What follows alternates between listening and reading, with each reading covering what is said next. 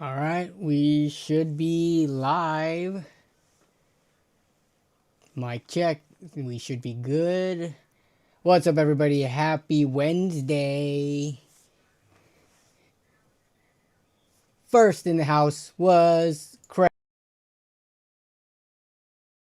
Ant-Man. Ant-Man, you're not first, unfortunately. You're second.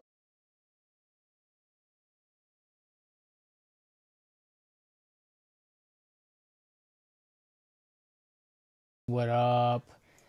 Sup, nerds? Sup, Demon Mitt? How you doing?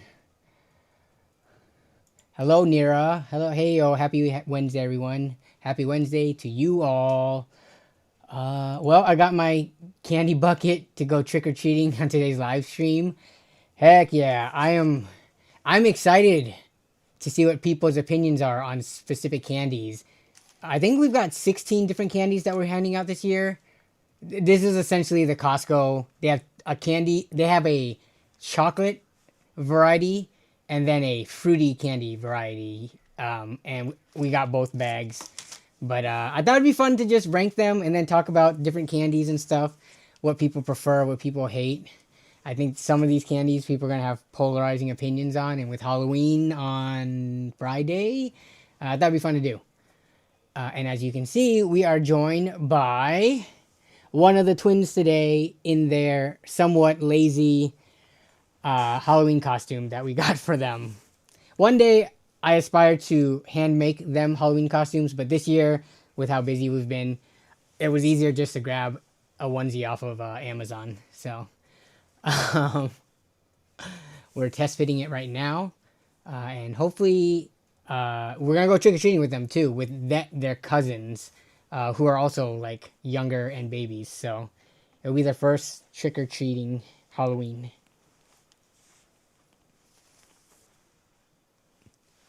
Let's see. What up, Stang? Hello, hello, hello. What's up, Dispatcher Gaming? Tech Blacksmith, what up? Noisy MacBook. Still sound like Sid the Sloth. You know what? If they ever opened up voice casting for that, I should try out and see if I could get it. And if not for like a mainstream, what's it called? A mainstream Ice Age movie, maybe for like a straight to DVD version. You know how sometimes those animated movies they do that, the straight to DVD versions, or like the spin-off TV show miniseries versions, because they don't always use the main voice actors on those ones. Lexi. Let's see. Y'all can keep guessing. Is this Lexi or is this Mia? Hi, girl. How you doing? She just fed. She just had her diaper change, so she should be pretty chill for a while. What up, Auto in 4K? Hello. Hope the wife's kids are doing well. Baby looks so precious. Thank you. We are all doing well. Everybody is in as good of health as we can be. But thanks for the wishes, the well wishes. What up, T Smooth? Let her play with the Stream Deck. I don't have a Stream Deck. There's no Stream Deck on. This is just a phone, which I'm going to use for the candy tier list making. The in real life tier list. We're going to lay out the candy on the table, and I'm going to have an overhead view. But, what up, Birth of Mac?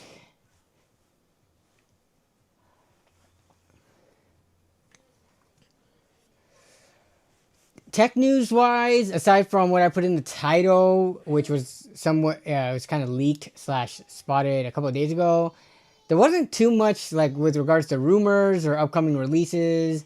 I know game releases, there's been some big stuff, but I haven't had a chance to check them out yet. Arc Raiders is probably the biggest one that people might be interested in. But yeah, there's not a ton of news with regards to the PC gaming space, at least with regards to PC building. There's always like Nvidia news. I saw the market cap for them is like 5 point something trillion or something. So they keep that stuff happens, but with regards to actual hardware and like gaming PCs and stuff, not much that I saw. What up, Brian Nitro? What up, Remy? Or no, Ray Mumu. How come you don't have a Stream Deck? I don't have a Stream Deck because I don't know. I don't think I would use it. There are apps you can get on your phone where it's kind of like a Stream Deck where you can press different commands. I just like doing it with my mouse on OBS. Like I go to OBS, and I go through my different scenes and sources. Um, I just never got myself acquainted to using a Stream Deck like thing. I guess if I did get one, like to review or something, uh, then I would probably start using it. But to go out of my way and buy one when what I've been doing works so far, it's kind of hard to convince myself to do that. Bertha Mac says, we're supposed to get rain tomorrow and Friday. Hopefully it will go away Friday night. Wait, Bertha Mac, I forget. Where are you from? Are you also local? I didn't check the weather. Are you talking about like weather for us in Seattle here? Yeah, I see rain Friday and Saturday. No rain tomorrow on Thursday for me though, so dang. Yeah, if it's raining, maybe we'll figure something out. Maybe we'll go to the mall. Growing up, and I don't know if this was lame or not, but looking back, I think it was kind of lame. But my mom was very strict and paranoid. So for many years of my upbringing, she would take my brother and I to go trick or treating at the mall. Like she just didn't trust like going to random houses and getting candy. Not that she thought, or maybe she did think they would put poison in it. Remember razor blades in candy? That was a urban legend myth thing. But yeah, she trusted the mall for some reason way more. And you know, it's like well lit. You don't have to worry about weather, stuff like that. It's in like a very public place with cameras, I guess. So, yeah, my mom super paranoid when we were growing up with stuff like that. So, I don't know if the weather's really bad on Halloween, if we're gonna cancel them taking these girls trick or treating, or if we'll go to the nearest mall.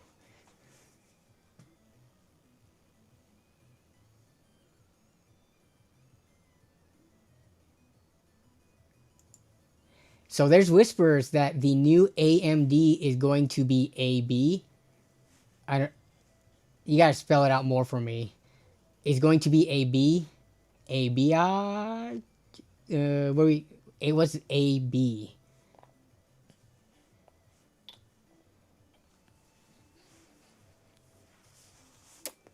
You good, girl? Thank you for being so chill. Thank you. I think I heard her sister screaming her head off upstairs with Melissa. So, candy ranking has not started yet. We're just chilling for the first part of the stream. We'll get into the candy ranking maybe like 15 minutes in the stream. But I'm just waiting for people to, you know, get their notifications, use the bathroom, get a snack, get a drink before we start doing that stuff. So we're just sitting and talking and hanging out here. I'll take your hood off. I'll take your hood off so you can fully see. Let's see. You need to play Ark if you haven't when you get the chance. I found it to be very fun. I actually looked up videos of it. Apparently it runs really, really well. The minimum specs requirement for it is like, I don't remember what the CPU was, but the GPU was like a 1050 Ti. And I was watching videos of it. People were running it on like 1070s and 1060s. And it was like very playable. Obviously not like crazy 200 FPS or something like that. But like when you're talking about hardware that's approaching, you know, a decade old, then getting 60 FPS in a modern game that I believe is Unreal Engine 5, right? Which people always complain that it's like a horribly optimized engine and stuff and games run bad on it. But it looks like the performance is really good on it. So yeah, I'll probably check it out.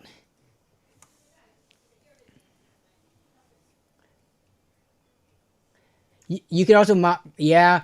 So the issue is, Chris, and I do have a couple of things mapped to my numpad. Is I actually use the numpad during stream sometimes, like when I have to type in numbers or if we're ever working in a spreadsheet or something like that. So even when I go to eBay and sometimes and I like put the pricing in, um, I've hit a hotkey to like record, not knowing that. And then I've recorded like a 3 hour stream with a gigantic video file and stuff. So ideally, I wouldn't use hotkeys on my keyboard because there's not many free keys I can think of that I can remember bindings for to use as an alternative Stream Deck. Danny, do you ever experience loneliness? Um, Man, this is a deep question. These days, not so much. I don't know if I can recall the last time I experienced real loneliness. Um, and that's not to say that like just because I've been with my wife for now over a decade, and now we have these twins. I think you can still be lonely even if you do have people around you. Um, it's been at least a few years since I've experienced loneliness. I think maybe during the pandemic was the last time I really felt like kind of lonely, in that like I needed socialization. Uh, because even though you have your significant other, like that, I don't think we're meant to go on in life only interacting with one other person, if that makes sense, right? Like you can still be lonely even if you have a boyfriend or a girlfriend, or a significant other, or a wife or a husband, because um, just having one other person to interact with, I don't think that cures loneliness. But I think prior to that, I don't think I've ever experienced loneliness for a extended period of time aside from like the pandemic, though. I was not expecting this deep of questions this early on into the stream. Dang.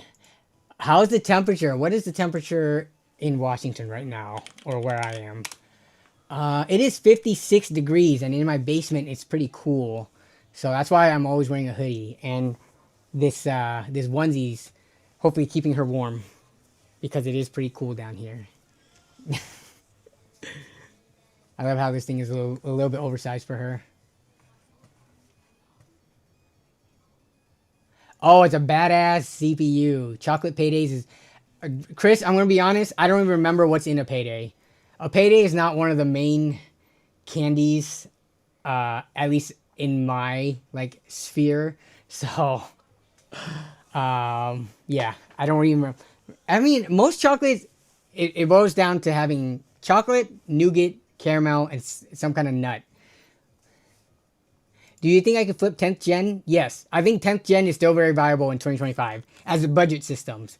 I would still build with like an i5 10400 and 10700 if the price was right. I think they're still very viable.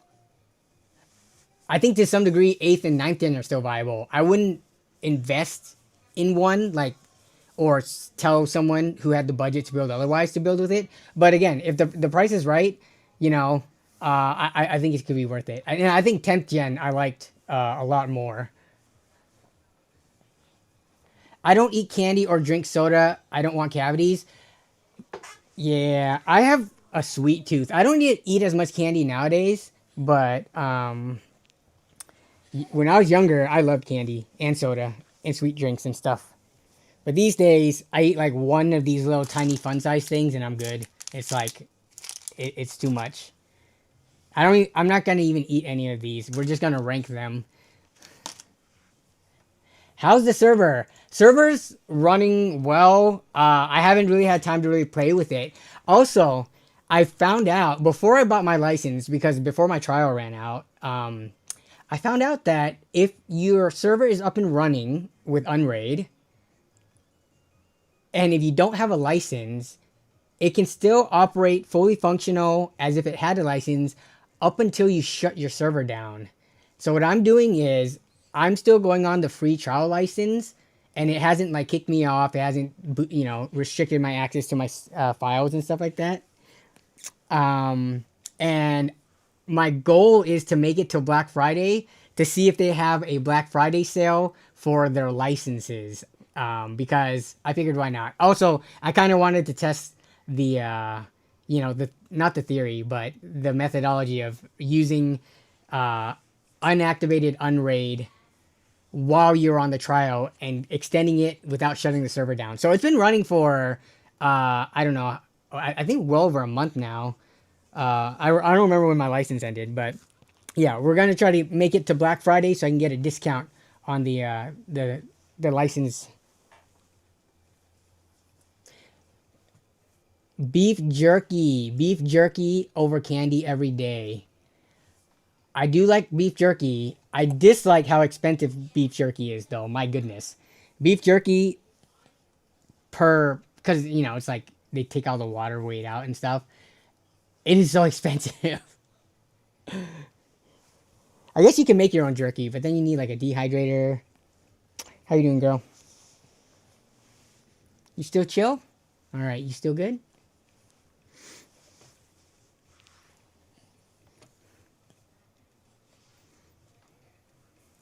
I think she's due for a nap, though. She might be getting tired. You did try Arc Raiders with a 1066 gigabyte, and it's surprisingly playable. So what I want to do is see how low of a graphics card you can go and still have it be quote-unquote playable. The new AMD CPUs are going to be on a different motherboard. Is that what the news is? You mean a different like chipset and socket? Huh. Maybe we can pull something up. I don't remember particularly seeing any headlines or any YouTube titles talking about that. I have a PC question. I have a 9700K and GTX 1080. Should I upgrade my GPU first or hop onto AM5 first? Upgrading your GPU, the 9700K is not that bad of a processor. You're gonna get bigger benefits in most games by upgrading the graphics card first. I think pairing an i7 9700K with something much more powerful than a 1080 is gonna give you a bigger boost in performance than keeping the 1080 and upgrading to AM5. And I think the graphics card is the easier upgrade because you can just plop it in, assuming you have, I mean, you're powering a 1080. You should probably have a decent sized power supply. Even getting something mid-range in the modern generation is, girl, what are you looking at? Oh my goodness. I'm going to put the hoodie on you. Don't just stare into the light. These girls love staring at TVs and lights. But yeah, I mean, CPU, motherboard, and RAM, it's kind of a bigger pain to swap all that out. And I don't think it'll be more expensive, depending on what your budget for a graphics card is. If it's around $400, both are going to cost about the same. Actually, RAM prices are kind of more expensive right now, so maybe do the graphics card upgrade and wait for memory prices to come back down.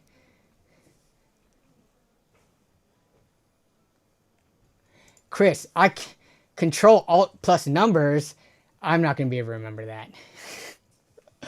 I'm not going to be able to remember all these keybinds. In WoW, I never did multi keybinds like that. The most I did was Shift Control Alt plus different keys, but I never did two modifiers when I played WoW. My server rack keeps my basement toasty. Mine doesn't pull that much power, so mine does not affect the temperature at all. I've had paydays before. I just don't remember what is in them because they're not my go-tos. But next time I get a chance, maybe actually I might get a payday when we go trick-or-treating with them. We'll give them candy buckets. They can hold stuff.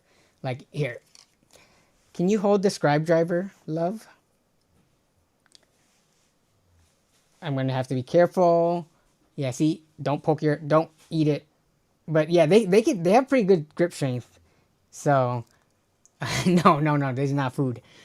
We'll give them like a little candy bucket, and then when we go trick or treating, they'll get candy. So maybe I'll get a payday.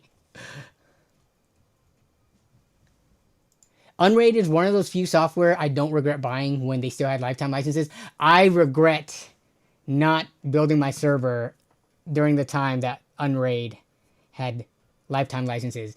I went on eBay to see if there was anybody like reselling Unraid lifetime licenses. There was nobody.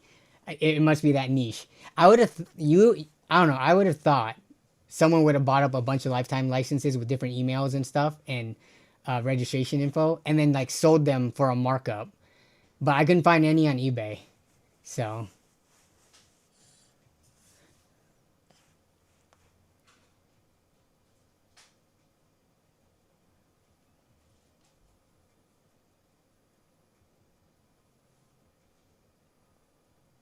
yes, image. That's what I think you guys has brought that up a couple of times. I need to get that on the server so that I can have all my photos readily accessible, um, and to get all my stuff off of Google Photos. Okay, I think I'm gonna go bring you upstairs so you can go down for a nap soon. It is 5:20. All right, let me see. Let me finish off these comments before we get to the the bulk of the stream. Talk about candy and 7500 X3Ds. AMD is doing AM5 until 2027. I thought. I mean, and I feel like any talk of a new socket for past AM5, it's still at least a year off. I don't foresee something coming in at least the first half of 2026 with regards to new AMD chips. But if I'm wrong, then I would happily be wrong because that's newer stuff sooner. But and I have plenty of DDR5. I picked up some DDR5 deals without even knowing the RAM situation was gonna get bad. Like some motherboard RAM bundles were like a big thing, like this entire last year. So should 90 FPS be the new base standard when it comes to spec? I think I'm still good with 60 FPS being the standard. Oh, hello. Hi, Panda. All right, Auntie's taking you. Goodbye, Panda. Bye bye. Okay. The reinforcements have arrived. Okay, but yeah, I'm still good with 60 FPS. I like calling it the baseline. Maybe not the standard, or like bare minimum. Baseline, bare minimum. If you view those things different than the standard, then sure, why not? Why not call it 90 FPS the standard? But for me, especially when doing budget builds, when dealing with older hardware, more low cost hardware, I think I always like to look at it from what is the bare minimum performance you would need to not complain or feel like it is a good or playable experience. And I don't think you need 90 for that. It's always nice to have more, but to me, I think 60 is still a good sweet spot. And same with 1080p. Like, as nice as 1440p is, and I've been on 1440p for quite a few years now, I think for me, the baseline is still 1080p. In terms of what is a bare minimum. Going down to 720p, and I do sometimes do that when I'm doing like integrated graphics or older hardware. Going down to 720p, you actually feel like, wow, this is bad. But when I look at 1080p, I'm not at the point yet where I'm like, ooh, this looks bad or this looks horrible. So, but that's just my own personal preference. What up, HDZ? Can you check out my PC build on PC Part Picker? Did you put okay, so for the people who don't know, we have a Discord server. Join the Discord server, link is down below. We have a stream submissions section of the server right here. If you post stuff there, because you can't post links in the YouTube live chat, if you post it here, we can take a look at that later on in the stream after we get through the things that we need to get through. Yo, what up, Robert Fix It? Can't believe you missed last week's stream. But you're here this week when we're going to talk about candy, so that's the most important part. But no worries. If you're busy and got life, you can always watch it after the fact, or I don't think I've missed 2 weeks of stream in a row in a very long time, if ever.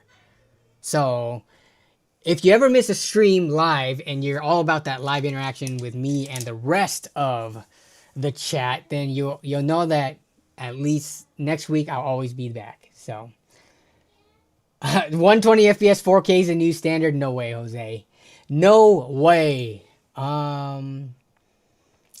Let's see. What up, Mr. Waffle Lol? DDR4 for 8 gig sticks of 4 is minimum $200. Wait, DDR4 for 8 gig stick of 4, so 32 gigs is minimum 200 right now. We can take a look at RAM prices too. Let me put that to see RAM prices, because I feel like this is something that's changing week to week right now. I feel like 90 because it gives you that drop to 60. From 60 you can drop to 30. Yeah, I guess it all depends on what your acceptable like dips or like 1% lows and 0.1% lows are from what the average is. I'd say for a good experience for like, you know, old hardware and cheap hardware and stuff like that, for a good experience, 60 45, I'd say that's playable, and I'm not going to complain too much like that. And for it to be like passable would be like 60-30. I'd like the 1% lows and averages to be a little bit tighter than 60-30. But yeah, you're right. With 90, I don't know, but with 90, if you're dropping to 60, would you rather cap it at 75 and have it nice and buttery smooth at 75? What's your hot take on people spending their entire budget on a PC and not saving any for peripherals? I'm trying to think. I don't know of many people who've done that. I don't know many people who are using like a 60 hertz 1080p monitor with like a $3,000 PC. Everyone that like, every time I upgraded one of my friends from like a really old dusty PC to like something newer, they usually upgrade their monitors and stuff too. And when we say peripherals, I think monitor, because keyboard and mouse, those are so cheap. Like decent quality gaming mice and mechanical keyboards or non-mechanical, whatever the heck you want, you can get those for kind of dirt cheap. I think the monitor in terms of peripherals are kind of more on the expensive side depending on the specs you want. But I don't really have a hot take on that. I think people who do that don't have their priorities straight. But I think eventually they do upgrade. Like, I don't know of a single person who would spend $3,000 on a PC, slap that with their 1080p 60 hertz monitor, and be content with it for a long time. What will happen is they'll play with that, and then they're going to be like, this isn't as game breaking and life changing as I thought it would be. What's the problem? They go on to Reddit and ask, why am I not happy with my new $3,000 PC? And people are going to say, it's because you didn't upgrade your monitor with it. And then they'll eventually do that too. So, yeah.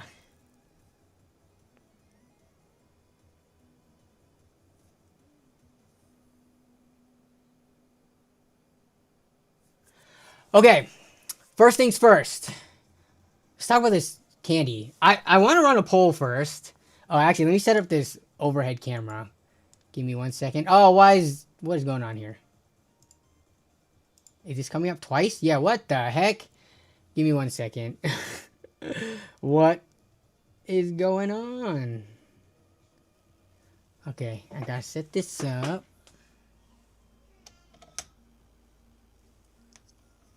Sorry for the shakiness. This is not the most...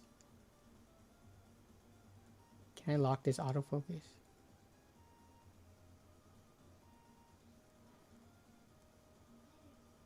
Okay, I think we're good. Okay, why is there two comment thingies? There we go. I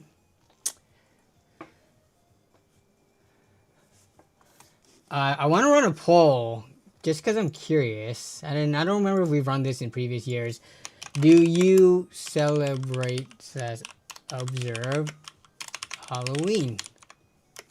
So it's either handing out candy, trick or treating, Halloween parties, etc. So there's different ways, right? You don't have to go trick or treating to observe Halloween. But if you ever dress up in a costume and go to like costume parties during Halloween, I would say that counts as it. But I'm just curious because I don't know if that's going to be the majority of the audience or just a minority or what. But I would say I don't like I'm not super into Halloween, but we hand out candy every year. And this year we're taking the girls trick or treating. And then, you know, when my friends or family and stuff like that, they have Halloween parties, we'll go to those and we'll like try to find something to quickly put together to dress up. So to me, that is observing Halloween. So um, we are getting a pretty. I'm surprised there are as many no's so far. And I don't remember, is Halloween primarily like a US holiday?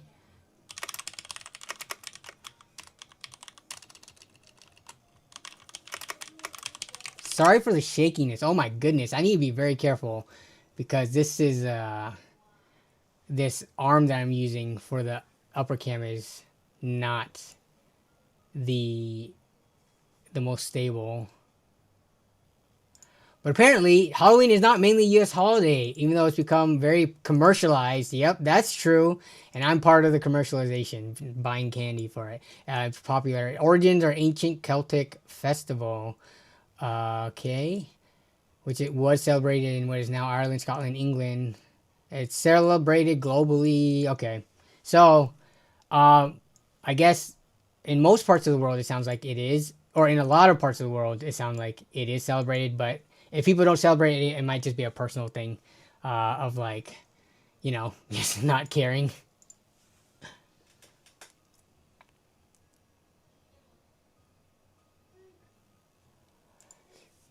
Hi, I've been really wanting to build my first ever PC recently, but might want to be if you're going $750, you gotta go use parts, and you might land yourself in AM4 territory.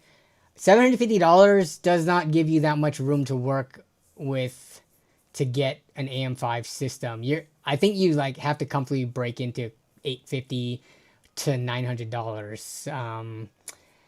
But I mean, I think a 56 like for you build your first ever PC. I think a 5600, 5800X, any of those AM4 processors, paired with like a 2 generation old mid-range or slightly more than mid-range graphics card will serve you very well. Yeah, and with prices going up, it makes it harder when you have a smaller budget like this, when RAM is going to eat up like over $100 of it, when RAM traditionally was like closer to 50 or $60. So it's either save more money so that you can get AM5, but I don't think AM4, and I don't even think 12th gen or 13th gen Intel, if you can swing it, is that bad if you can find it in the used market.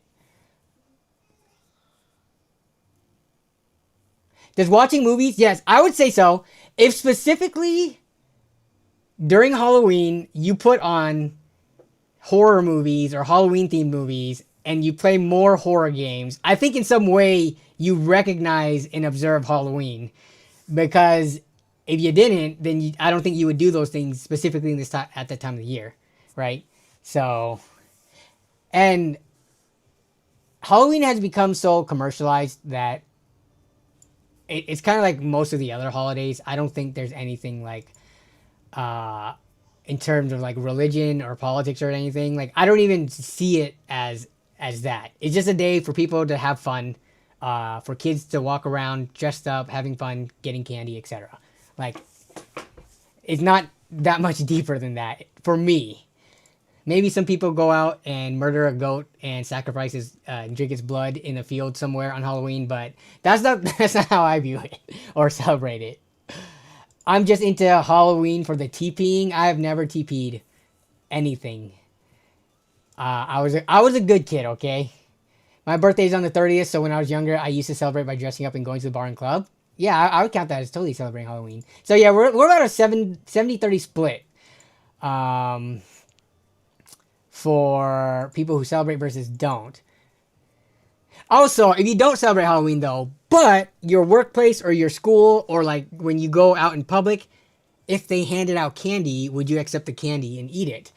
Uh, I think you can still reap the benefits of Halloween, even if you don't personally celebrate it yourself, but candy somehow comes your way.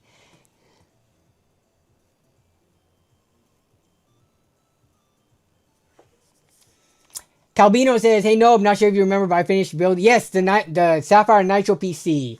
Can you put that in the stream submissions? I think you put it in the general chat before, but if you put it in the stream submissions, when I get to that part of the stream, I can actually take a look at it without forgetting. But yeah, we can take a look at your gunmetal build. I saw it when you posted it originally, but we can take a look at it on stream and show off with everybody else. We go trick-or-treating with our kids every year. The youngest one is 12, so we still have a couple years until he grows out of it.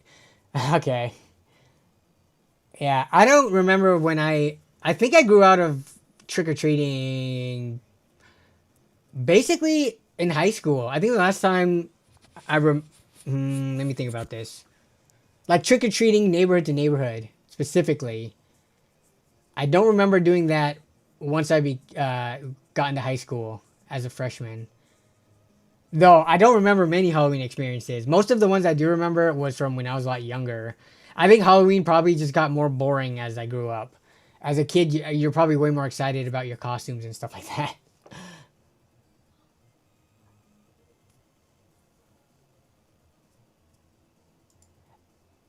I wouldn't mind a... Yeah, dude, you could get a whole Jawa PC potentially. Maybe we can take a look at Jawa. I will put that up. And maybe we could find the best $750 PC there as well. But okay, let's quickly do this not PSU. I was going to say PSU tier list. No. This is the candy tier list. Oh my goodness. Why? Phone. Why do you do this to me? 1 second. Let me see if I can get this thing to... Come on. Come on. Yeah, I don't know why it just randomly freezes. So we're going to rank these. And you guys, feel free of the candies here. Feel free to tell me what your favorites are. Like if you were to rank them. But let me lay them all out. So, and I'm going to separate them between chocolates and fruity candy. Because it's kind of like comparing apples and oranges. They're just totally different. I don't think they should be on the same... in the same, like... tier list. But okay, we're gonna do chocolate first. So yeah, we have eight in each category, and these were both Costco packs, like I said. Costco is probably like the best bang for buck like amount of candy you can get per dollar. So oh yes, Grayman Media, I did hear about Neo. I just saw that video. We could pull that up too. It's kind of creepy, but I thought it was pretty cool. I'm skeptical as how useful it would be though. Like I saw it trying to sort laundry and stuff. That thing is the slowest thing in the world. It's not the most dexterous. So we'll pull up the video later on the stream. But okay, I haven't even thought about this. I'm gonna do this in real time, and my goodness, is this really gonna be? What is making it choppy versus not? Because it's seemingly good, and then it slows down. Maybe it's because of the shaking. I'll try not to shake. Okay. And I'm not going to do it like A, B, C, S tier. I'm going to actually just rank them in order. Because I don't have the tier list thingy open. And I didn't print out something to lay these on. Of the top from these, though, I'm going to say there are none of these that I really consider disgusting. Most of these I could eat with no problems. But the one that I would reach for the most... Ooh, this one's actually pretty difficult. We can group them. Like, we can group them... Like, I'll put Snickers in the middle. I like Snickers, but it's not my favorite. Okay, I got it. This is how we do it. M&M peanuts, I think, are my favorite. I could always eat these. Always. Like, anytime. And because they have a good ratio of peanut to chocolate, they're probably, of the different chocolates, one of the more healthy ones. Because it's majority peanut with a slight chocolate coating. So... I think that gets it some points, but I just really like M&M peanut. The funny thing is, though, I would put the non-peanut M&Ms pretty low on the list, though. I would say Twix. Ooh, Twix and Kit Kat. Do I like one more than the other? I'm gonna actually put them as a tie. I like them both, and right now I can't rank one better than the other. I put them pretty equal. And then Reese's peanut butter cups I would put next. It's not bad or anything, but I can get bored of this real quickly. That peanut butter filling, yeah, I could get pretty bored of it pretty quickly. Actually, Snickers.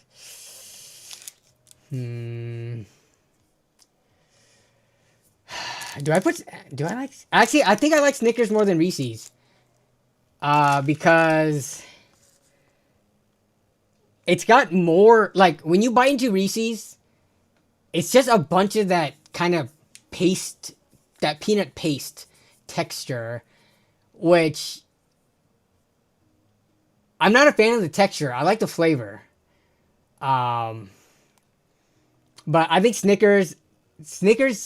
in terms of the bars with like all the stuff in it, like the nougat, the caramel, the chocolate, the peanuts and stuff, I think Snickers is pretty up there compared to like Milky Ways and the non-cookie ones, right? Because these two are cookie based.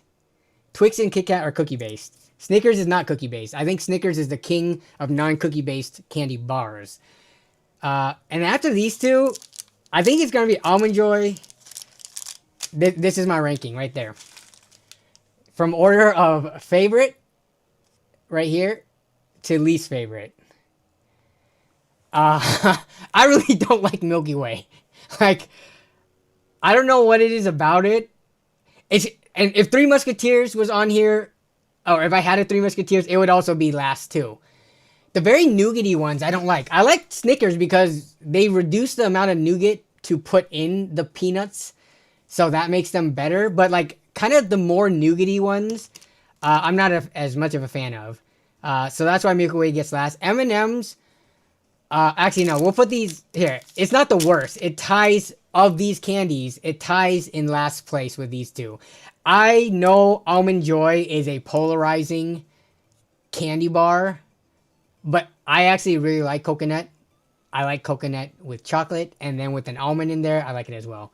All right, let's see what people have to say.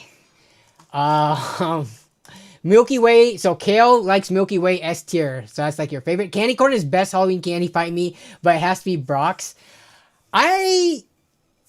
The only candy corn I like is the caramel and chocolate one. So standard candy corn to me is kind of gross, but they make these chocolate candy corns and then the caramel candy corns. Those ones I can eat a lot more of and I can deal with more, but traditional candy corn, I'll have like 2 and then I'm done. I can't do it. I can't do the candy corn. Any good hot pot places in the SeaTac area? We usually go to Bellevue for hot pot. Either the Dollar Shop or Heidi Lau. Dollar Shop or Heidi Lau. They're both kind of expensive, but and then we like Little Sheep as well. But yeah, we typically go to the east side for hot pot. In the SeaTac area, downtown, I know Chinatown has a couple of hot pot places. They're both fine. I just don't remember their names. So it's just we don't frequent them as much. The dentist is the top with this number 1. Yeah. You could dress up as a Mac user and scare all the PC gamers. What is a Mac user dress up like? We're talking like Steve Jobs, Tim Cook, or we're talking about the Mac versus PC guy commercial. Milky Way and Twix for the win. Wow, you've got kind of opposite ends of the spectrum for me, Chris. You like both of these at the front, but I've placed them kind of opposite of each other. Snickers and Twix up top. That's kind of relatively where I have them, at least in the front. Kit Kat and Reese's close second. I want candy now. Hello, Nathan. How you doing? Fried Mars bar. I kind of wish we did have more candy to lay out, but, you know, we spent like $45 on candy. I wasn't trying to spend like a ton. Also, the best Halloween candy is the ones you can buy on November 1st. Then again, there'll be so much competition on Saturday. Yeah, day after Halloween clearances. Oh, I've got diabetes. I can't have any of these. Oh, no. Almond Joys give me no joy. I dong too long. What up? I don't know. Almond Joy, even though it's kind of low on this list, uh, I think like this is my cutoff of like all these are pretty close to each other, and then these two are kind of like, yeah, you guys can go do your own thing over there type. But all these I would say, like I rate them 8 or higher out of 10. Like Almond Joy is like a good 8.5 out of 10, 8.5 ish, maybe 8.75 because it's slightly further ahead. Solid 9, 9.5, 9.75s. I don't give anything 10s because then what if something better comes along? But yeah. Kit Kat is S tier. I do like Crunch. We don't have that here. Almond Joy is nasty. Bruh, people hating on the Almond Joy. C's Candy is pretty fancy. Oh, I like Take 5 bars. Yes, I do like Take 5s. I thought they discontinued those. Do they still have those? But yes, Take 5s. Actually, growing up, I had a lot of... it's the pretzel, man. The pretzel inside of these get that nice salty, contrast to the sweetness. I don't know if I've had a Reese's Take 5. I've had a ton of Hershey's Take 5s growing up, though. I would imagine this one's really good, too. Okay, let's see. What else people say? Reese's Peanut Butter Cups is S tier, says Dispatcher. Milky Way's S plus plus plus plus. Wow, you want to put Milky Way way up here on the S tier. So it seems like there are a lot of Milky Way fans. Interesting. I do like Butterfinger. Until you realize how gritty it is and how much it sticks to your teeth. It is like, I feel sometimes worse than caramel. Caramel? Yeah, Butterfinger, I like Butterfinger a lot. Which is weird because it is also a peanut buttery candy. And I don't like the texture of this. So maybe I do like the crispy waferness of the peanut in Butterfinger over the Reese's. Well, whatchamacallits are the best ever. I agree with you, except with Almond Joy. Allergic to almonds. Oh no. You can eat Mounds then. Mounds is like the more allergy safe version of Almond Joy without the almond inside. I like Mounds too. Again, just kind of a fan of coconut. Hello, Danny, everyone, and M and L. What up, Pete Dunn? Yes, M and L. Whatchamacallits are great. Yes, 100 grand. Also near the top. I think we had so much. We bought a bag with a lot of 100 grands. I think last year or the year before, and like nobody in our house and none of our family really liked it. So we just at the end of it, because after Halloween, if we don't hand out all the candy, we just kind of slowly eat it throughout the next few months.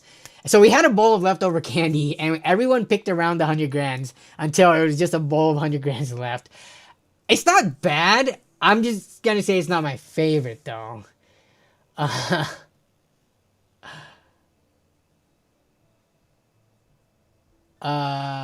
Gotta get that. Yes, exactly. If you're gonna eat any of the sticky candies, you need to like brush and floss soon after. I love Three Musketeers. Oh my goodness. Three Musketeers and York peppermint patties would be kind of down here for me. I'll have them on occasion, but again, not Three Musketeers, way too much nougat for me. But then York peppermint patties, I can have like half of one and I'll be good. That mint flavor is pretty strong. Sometimes you feel like a nut, sometimes you don't. Exactly. Except for these. I always want a nut with these ones. And same with here. Maybe if these had nut in it, I would like it more. But it doesn't. But okay, so that's the chocolate tier list. We're going to go on to the fruity candy, extra cavities, stick to your teeth gummies, and fruit stuff tier list. Alright. I think, can we all agree? One of the easiest things to rank on here. One of the easiest candies to rank from this one. Can we all agree? Twizzlers is like way over here. Right? Do we have any Twizzler fans in the house? I need to know who you guys are. I will say, I like red vines. Like red vines, red licorice. I like that. Twizzlers, on the other hand, what is this? I can't. Even the peel ones too. How do you describe the taste and texture of Twizzler? Twizzlers are nasty. Twizzler is just chewing plastic. I'm sorry. Yeah. Let's see. Grapevine's good too. Yeah. The Vines version of licorice candy. Like, what is Twizzler? Strawberry. Like, okay, let's take a look at this. It just says Twizzler Twist Strawberry Artificially Flavored. I thought these were considered a licorice style candy. But whatever it is, it belongs way over here. This one's kind of hard because a lot of these are very good. Like, I think Nerds easily is one of, like, growing up, Nerds was like one of my favorite candies. I'm sad that they killed off the wild cherry red and then the what was the green apple green one, and now they kind of like the main flavors are the purple and strawberry. But Nerds are up there. Wow. See, everything on this side is pretty close, but if I had to rank them, I think Haribo's is pretty good too, and Sour Patch about equal maybe. Ooh. Would this be the ranking? So Twizzler, you can get out of the way.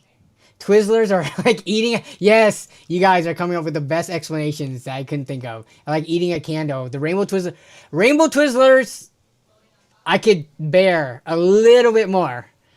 I don't know if I would ever choose them over any of these though. Like, ever. Sometimes you just have a certain day where you don't pick the most S tier best candy and you just go for something else. But I don't think Twizzler or Rainbow Twizzlers, I was ever like that. It would only be like if somebody else had it and I tried some. I'd be like, oh yeah, it's not as bad as I thought it would be because it's not this crap right here. But let me think of this ranking a little bit more. Nerds definitely, it's just a childhood thing. Like, one of my favorites growing up. Not because my channel is called Nerd on a Budget or anything like that. It's just, I like Nerds. And then afterwards, I feel like these days Skittles, for some reason, yeah, these two, it's weird that I say this, that the sweetness in these two is like extra enhanced or something. When I bite into these two candies, it just tastes pretty sweet off the bat. Compared to Sour Patch Kids of all things. Like, you would think, maybe it's because the sour helps offset it or something, or contrast it. But yeah, between all these candies, the only reason I'm ranking these a bit lower is because of like, I don't think I can eat as much of these days. They're a little bit too sweet for me, even though I like the flavor. These two, the sweetness level, I don't know in terms of like grams of sugar, which has more, but like, I feel like these are more toned down in terms of how sweet they taste. And then I put these two on the last because I was never really a huge fan of sour, like, bright crawlers. They're not bad by any means. Like, I still enjoy them from time to time, but I always like Sour Patch the most of like the soury candies. And then these Lifesaver gummies. I mean, they're fine. Like, they're definitely, again, this half of the list is like 8 and above out of 10. This, I don't even know what I would give Twizzlers. I wouldn't give it a 0, but it's probably like a 2 or a 3 out of 10. Oh, wait. I thought I had Airheads. Give me 1 second. There was Airheads in this bag. Let me see. I love... Where were those Airheads?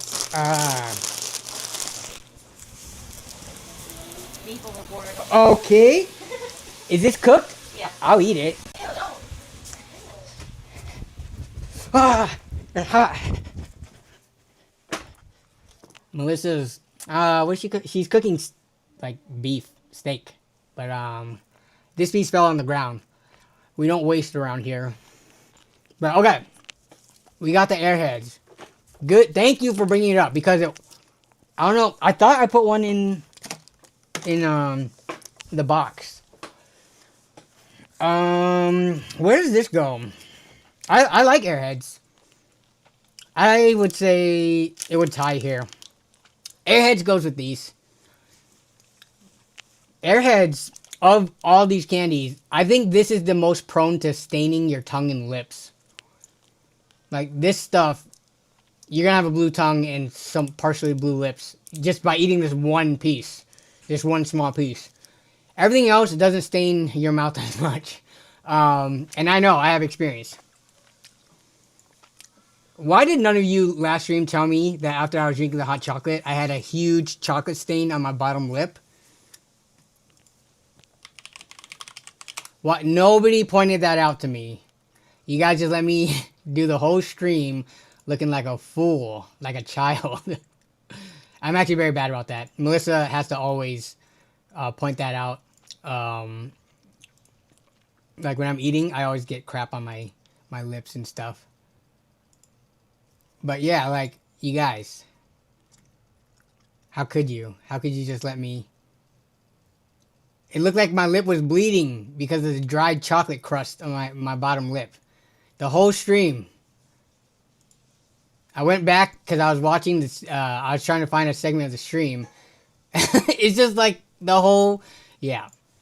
So I am very experienced with lip discoloration from sweets. I thought I was saving it for later. Skittles are by far the best S tier. So like these, I would give like 8.5s, 9s, 9.5s, and then 9.75 probably. So yeah, they're all pretty high on the ranking. Have you ever had Cowtails? Yeah, I've had it like once ever because it's not my go-to. Yeah, Cowtails, Abba Zabbas. There's so many candies out there. They're definitely more, I would say, niche than these are kind of pretty mainstream. But yeah, I've had Cowtails before. They're not bad. I do like Mike and Ike, not the cotton candy one, but the blue box, whatever that one is. And I could eat the standard green box Mike and Ike's too. I feel like Mike and Ike is also one of those. Melissa thinks they're disgusting, so every time I pick one up from like the dollar store, she's always like, "Ew, why the heck are you getting that?" But Mike and Ike's are surprisingly, like, if I were to put it on this list, it would be like tied with Starburst and Skittles. I don't know what it is about Mike and Ike's, but their tropical flavor box, I like it a lot.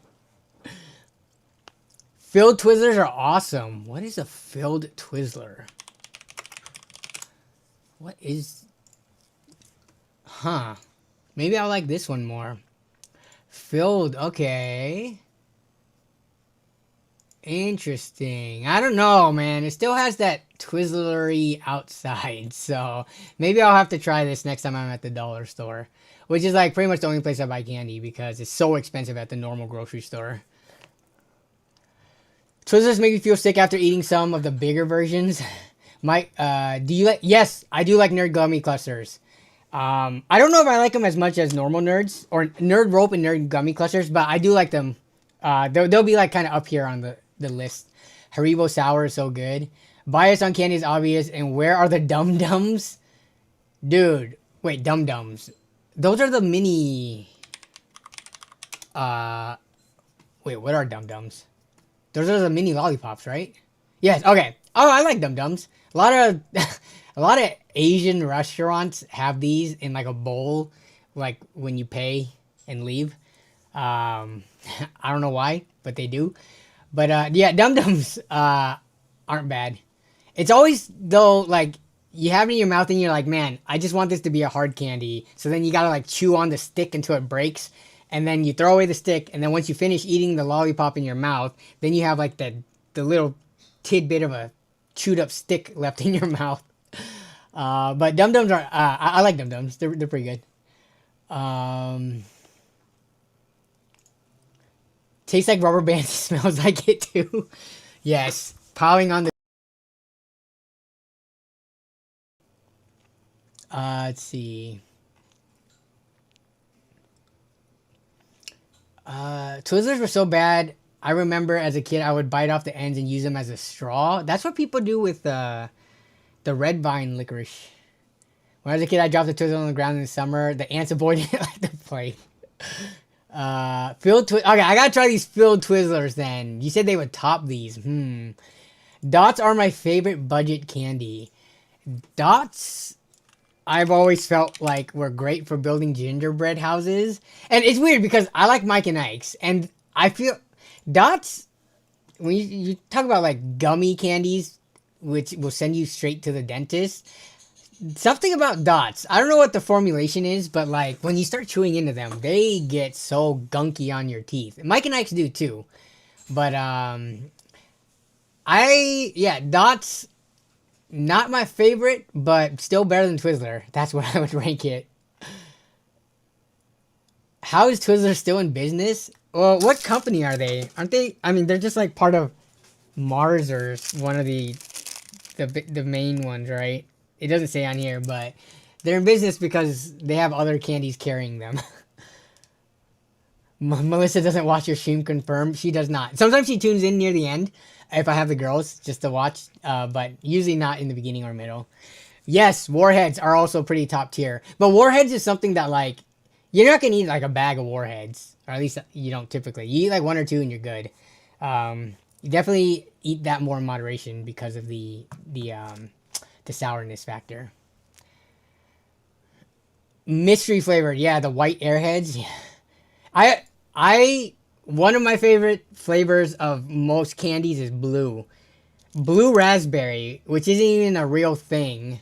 And I don't remember, I was in an embarrassingly old age when I realized that blue raspberry is not an actual fruit, and it's just raspberry plus blue flavor, whatever that is.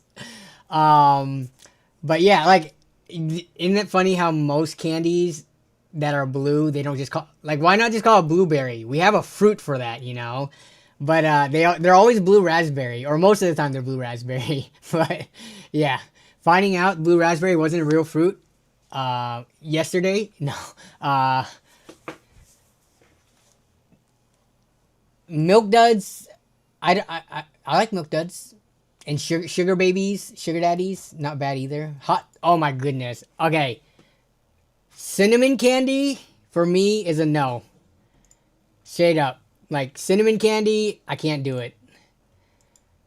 So, whether it be cinnamon gum, cinnamon, I guess, taffy, just any kind of cinnamon flavored, I can't. There was a, remember? Let's see if I can find it. Cinnaburst. Oh, they still have it. These Fruitaburst of these were the best ones. We're talking like late 90s. I don't remember when these gums were around, but I remember eating them a lot in the late 90s, early 2000s before they went kaput. But Fruitaburst was like the best out of them all. But yeah, Cinnaburst, I remember trying it once. I was like, oh, not good. And I don't like, what is it, the red or fireball candy? Is that what is it called? Atomic Fireballs? Yeah. I just can't with the cinnamon candy. Just not my thing. Old school now and laters. What happened to the new school ones? Do they not make the same ones anymore? I remember the now and later. Yeah, these ones, these candy bars. Where's the purple one though? The purple one flavors were my favorite. Purple bar. Where is it? Where is it? This one. Radberry bar.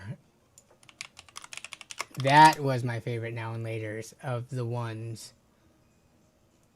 Why can't I find... Because this was the classic one. Yeah, why is this like the only image on the internet that I could find easily? Now and later. Huh. Green Tingleberry. Let's see if I can find it. Yeah, this candy has changed quite a bit over the years. Now and later suckers. Huh. Jolly Ranchers. Jolly Ranchers is pretty good, but also another tongue and lip or tongue staining candy. And I don't know. I always started chewing on them because they took so long to dissolve in your mouth. I hate gummies that get stuck to your teeth like Welsh gummies. Taste so good, but no chew. Twizzlers are good candies. They're simple. The flavor is basic. All right, this is what we're going to do. I'm going to admit, I have not had a Twizzler in a while. Probably for sure over a year. I don't know, in multiple years. We're going to eat a Twizzler. We're not going to eat all the candy because this is way too much candy to eat. I'm going to have a piece of this Twizzler. Yeah, first of all, the smell is already not appetizing. What is this supposed to even be? This smells chemically already.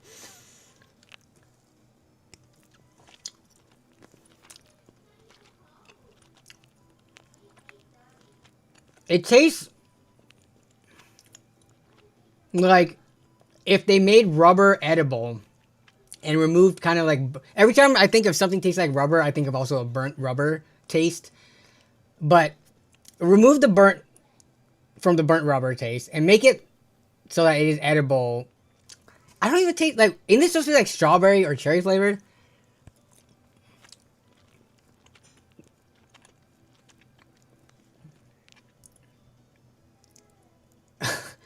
I'm not going to say it's like... It's not like the equivalent of eating durian or, you know, something very extreme like that. That's not... that doesn't taste good, but...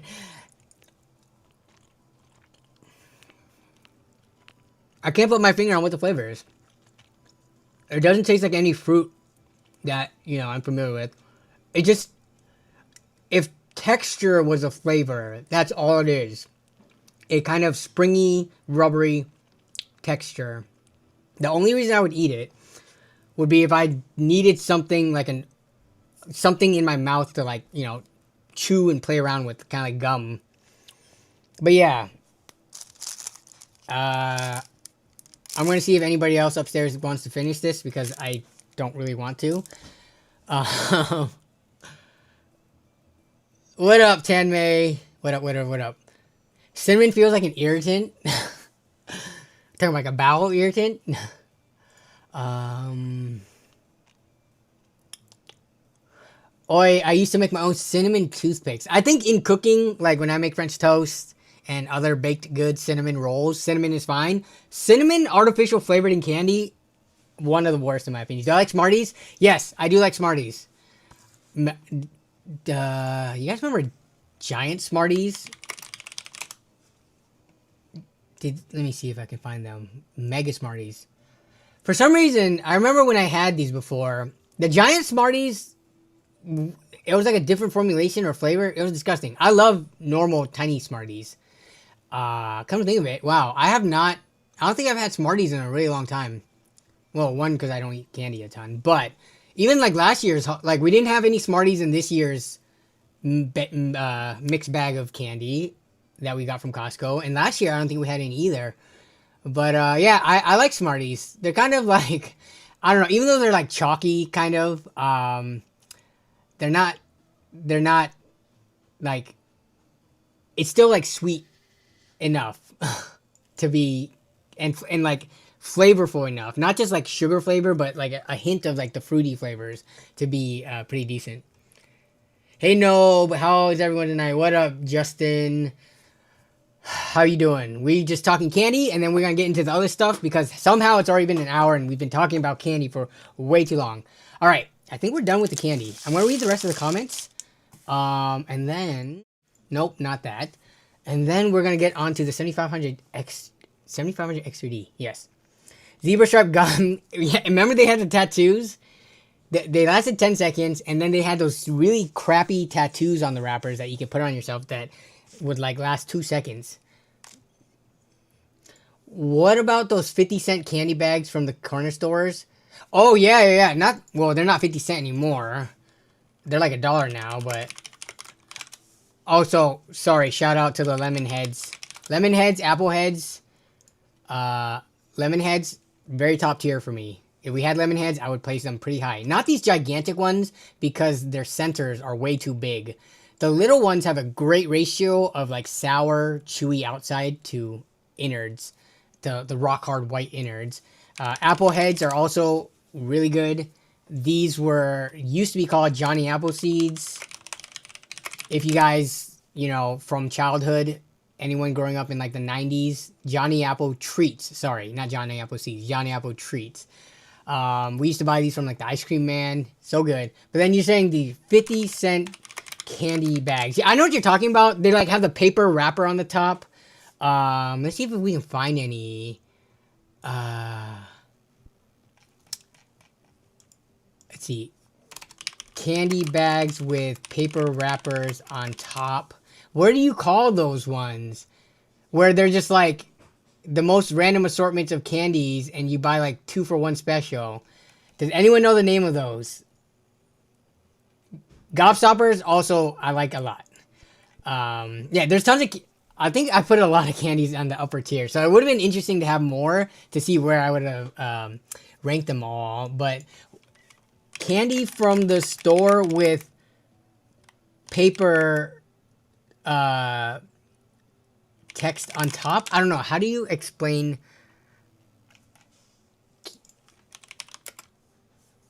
clear candy bags? I know exactly what grab... Are they called grab bags? Grab bag candies. No, I don't think we're talking about grab bags. It's kind of like this. I mean, they're calling this a grab bag, but there's like a very distinct brand of them, and they would have not... Well, this one's individual candy. They'll usually be like unwrapped candy. Oh my god. Like, if you go to like, the Mexican corner store down the street, they would have them, except they'll have like more of the chamoy flavored stuff. Oh my goodness. No, not like the Jelly Bellies. Okay, candy. We're gonna find these. Candy rack at the corner store. we have to find these. Where are they? You guys, once you see them, you'll know. Family size candies, Fun Dips. Let's see. Remember Sprees? I remember Sprees. Never really was a fan of them. And Blow Pops, I did not like at all. No. Candy. Well, Boston Baked Bean candy bags. Nope, I can't find them. Boston Baked Beans are kind of legit really good. I like Boston Baked Beans. Dude, how can we not find a term for these?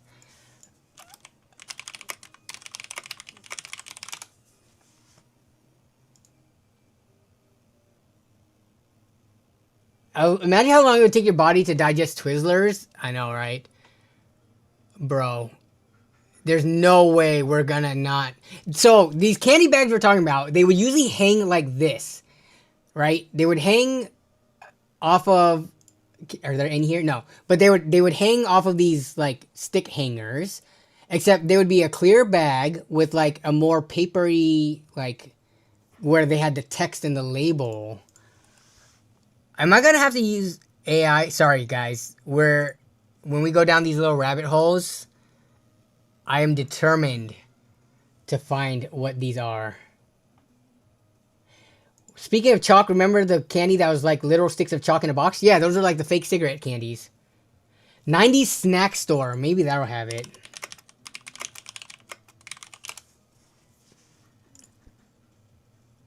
Come on. Come on. Please. And once we find it, we're going to be like, wow, those things don't even have a name. I'm trying to think of what was the most common candy that came in them. Sometimes they have like sour belts and stuff. Bro, I'm going to have to go to the store, take a picture, and then bring it up on... Oh, Chico sticks. You guys remember those? Not my favorites, but better than Twizzlers. And we're not talking about like these pink Cadillac ones where there was like this one company that would do like Swedish Fish and different ones in these bags. We're talking about a very... I know what you're talking about. Yeah, see, nobody remembers what they're called. Wow. We're really... Okay, we're gonna try ChatGPT. What were those bags of candy called when they were in the clear bags with the stapled tops with labels? They were stapled sometimes.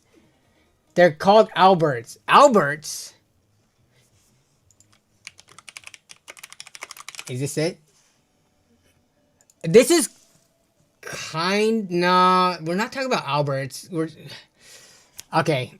I think ChatGPT, yeah, I'm looking through this is not what I was talking about. I'm not even sure if I've ever had Alberts in my entire life. So, candy assortments. It's funny because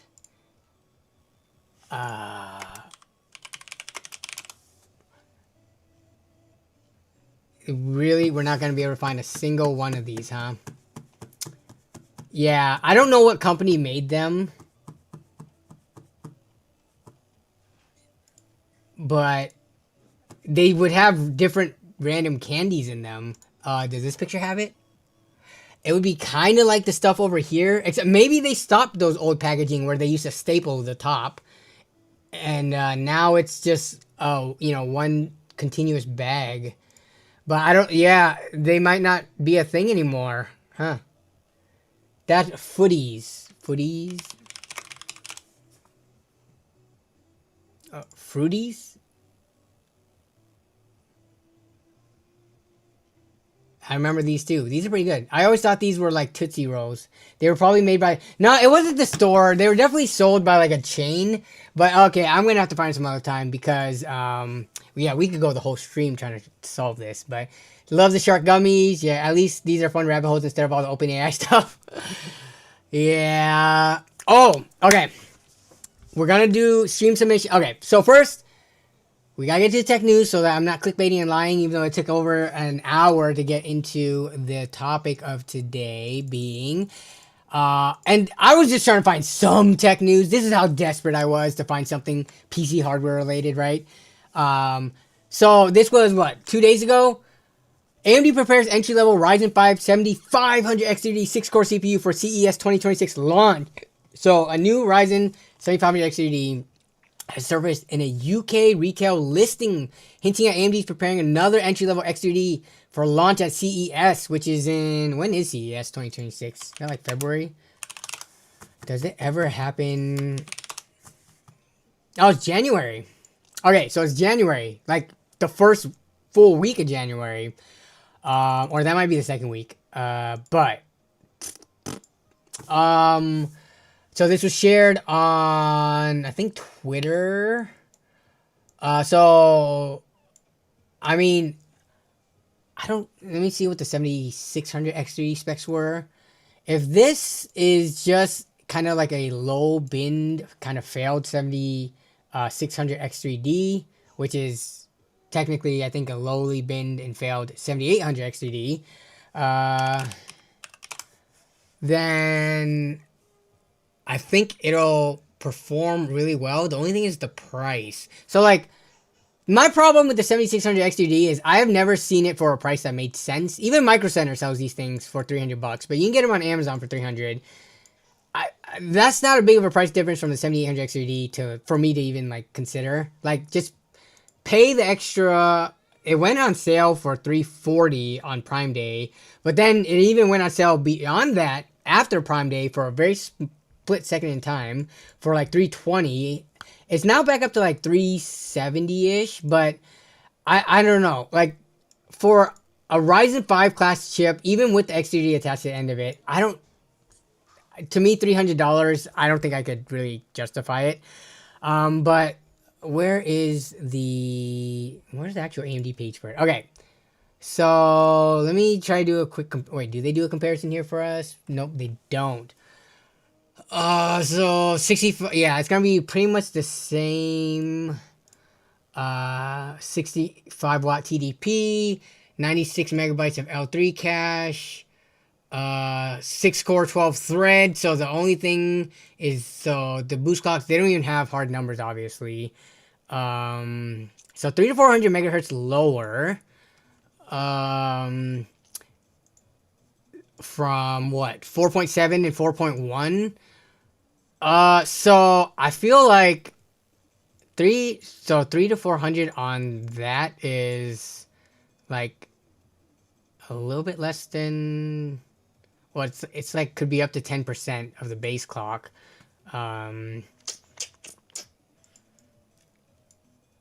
If what would be a good price for this to be worth it? I feel like if this could somehow be $200, it could be more worth it.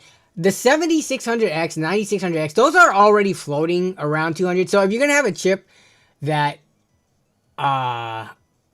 has lower base and boost clocks, but makes up for it for with the 3D V cache, and gives you specifically better gaming performance, but might lag behind the other ones in like all the other all-core workloads and workstation type loads, I think having the trade-off and keeping the same price would make sense. Like if this thing comes out and is like $250, I don't know if that's a recommend at all. But at $200, it's like, okay, this is a viable alternative to 9600Xs and 7600Xs, which are pretty easy to get right now, under $200.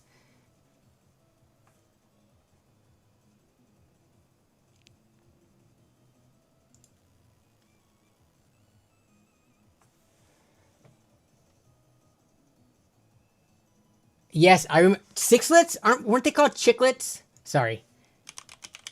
Were they called sixlets? I thought they were... Oh, yes! The centipede ones. I remember sixlets. I thought you were talking about chiclets, which were these things. But yes, I remember sixlets. The chocolate little balls. Sorry, that was off topic. But we're finishing the candy discussion. Okay. If accurate, it would be their most affordable, but if it's $250 to $275, I don't care if it's the most affordable, it's still too expensive. And yeah, 7600 XRDs, I personally don't see them out in the wild as much. I don't hear of many people saying, like, when I probe people for what they have in their systems, when people post it in the Discord servers, in the YouTube comments, on Reddit, I don't see many people, because in the US, it was mostly Micro Center exclusive. And this one being UK exclusive, if the 7500 XDDs are found on sites like AliExpress, then there's a chance they become more widely popular and used, because I feel like the 7500F, for something that was never really officially sold in the US from like official retailers, it was always third-party e-tailers that were, reselling them marked up from AliExpress in China. I think the 7500 X3D, if it's on AliExpress, it would definitely be more attainable and widely used than the 7600 X3D. But we're gonna have to see. Also, if this ends up being one of those, because the yields for this generation has been really good. That's why we don't have like 7th generation or Ryzen 7000 series and 9000 series not i3s, Ryzen 3s, is because the yields have been so good. So if this is just like made from batches of kind of like failed 7800 X3Ds that couldn't make it to be 7600 X3Ds and they had to downclock it more, then it's kind of unexciting news, because it's just going to be like, they're going to sell it for a certain amount of time until they run out. It's not going to be a continuous production thing. So I don't know. I guess this is kind of reliant on if they are continuing to produce 7800 X3Ds and the failed chips can be binned for this.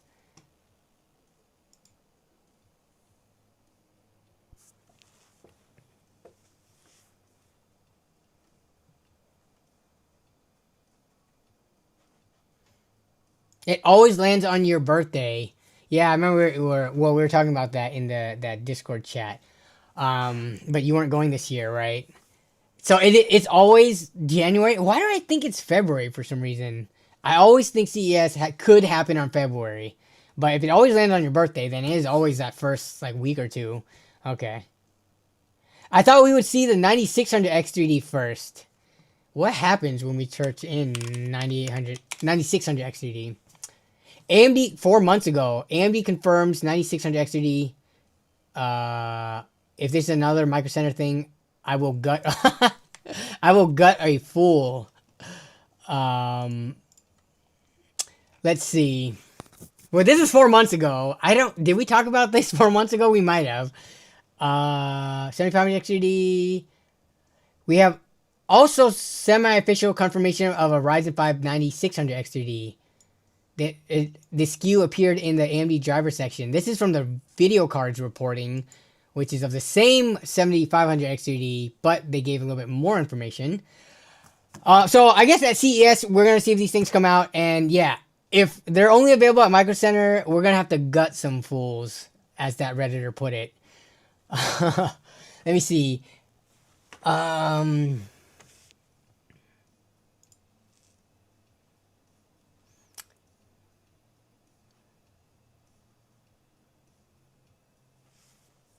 Okay, I'm sorry.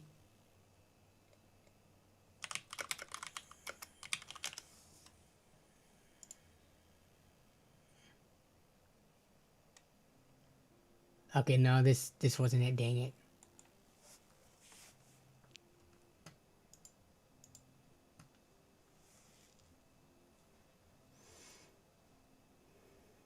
Can you explain what XDD is? Why is it sought after? What's the realistic difference compared to a 9600X, which is rank 1? Wait, what?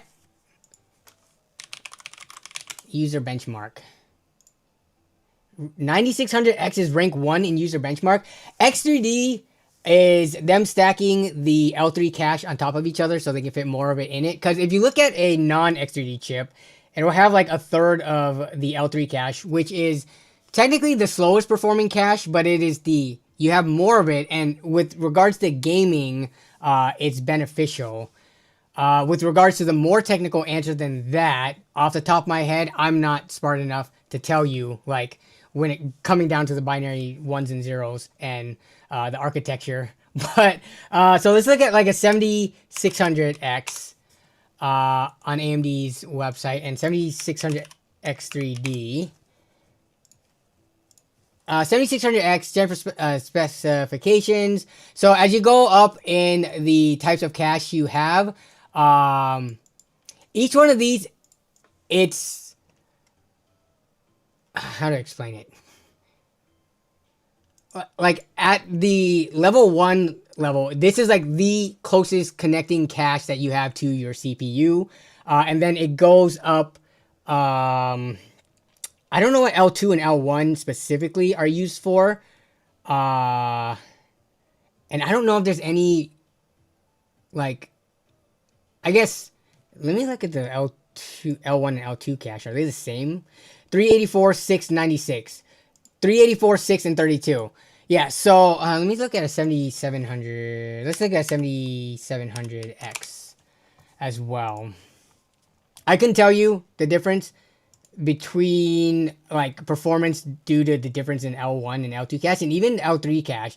Yeah, okay, so for the higher end chips you will get, let's see, 512 versus 384, and then 8 versus 6, and then even like the Ryzen 7s for the 7700X, the L3 cache is 32 megabytes.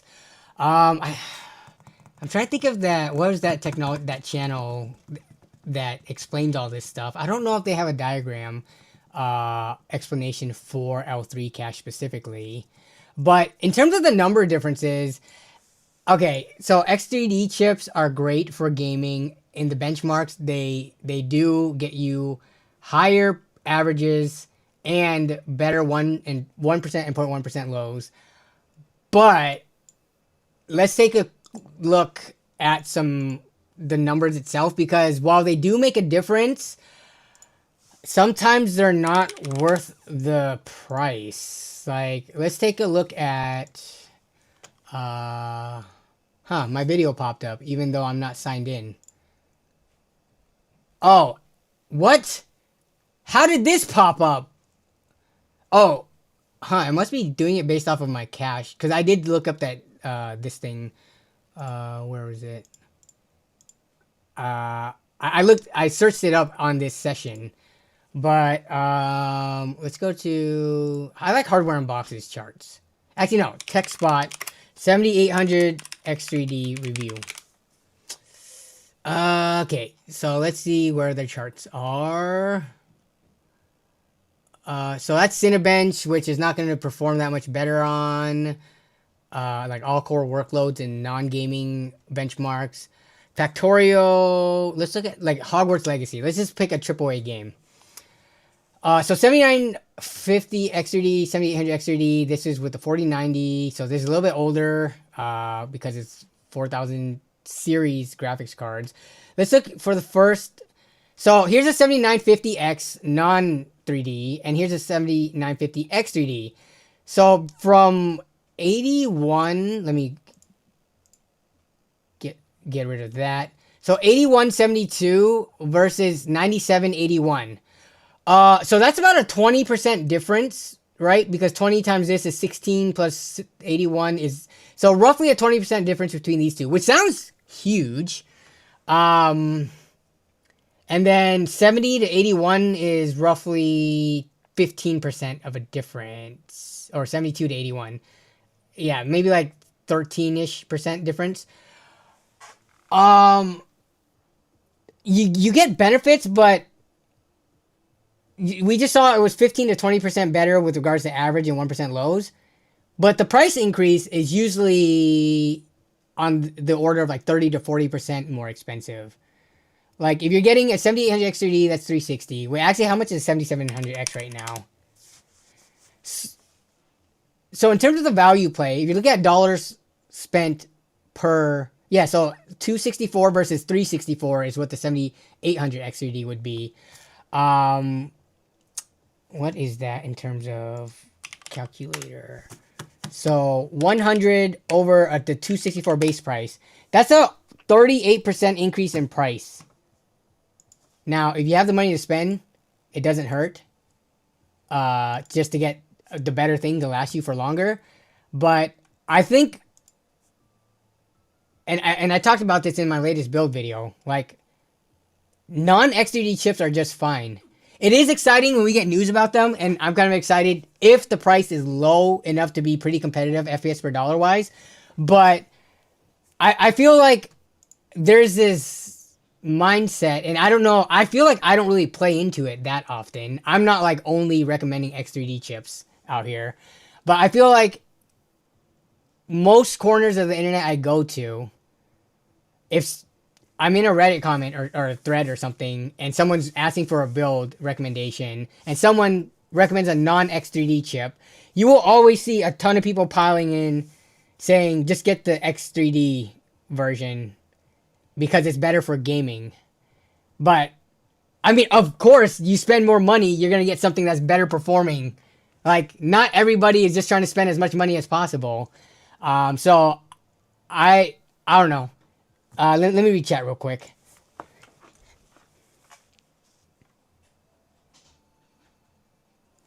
Oh my goodness. Uber. Yes, it is that. Okay, guys, we're going to get back to X3D talk. We found it. I'm sure there's other. Oh my goodness. I love how some of you, even though we started talking about tech, you went down the rabbit hole with me trying to figure this out. All right, we digress for a bit.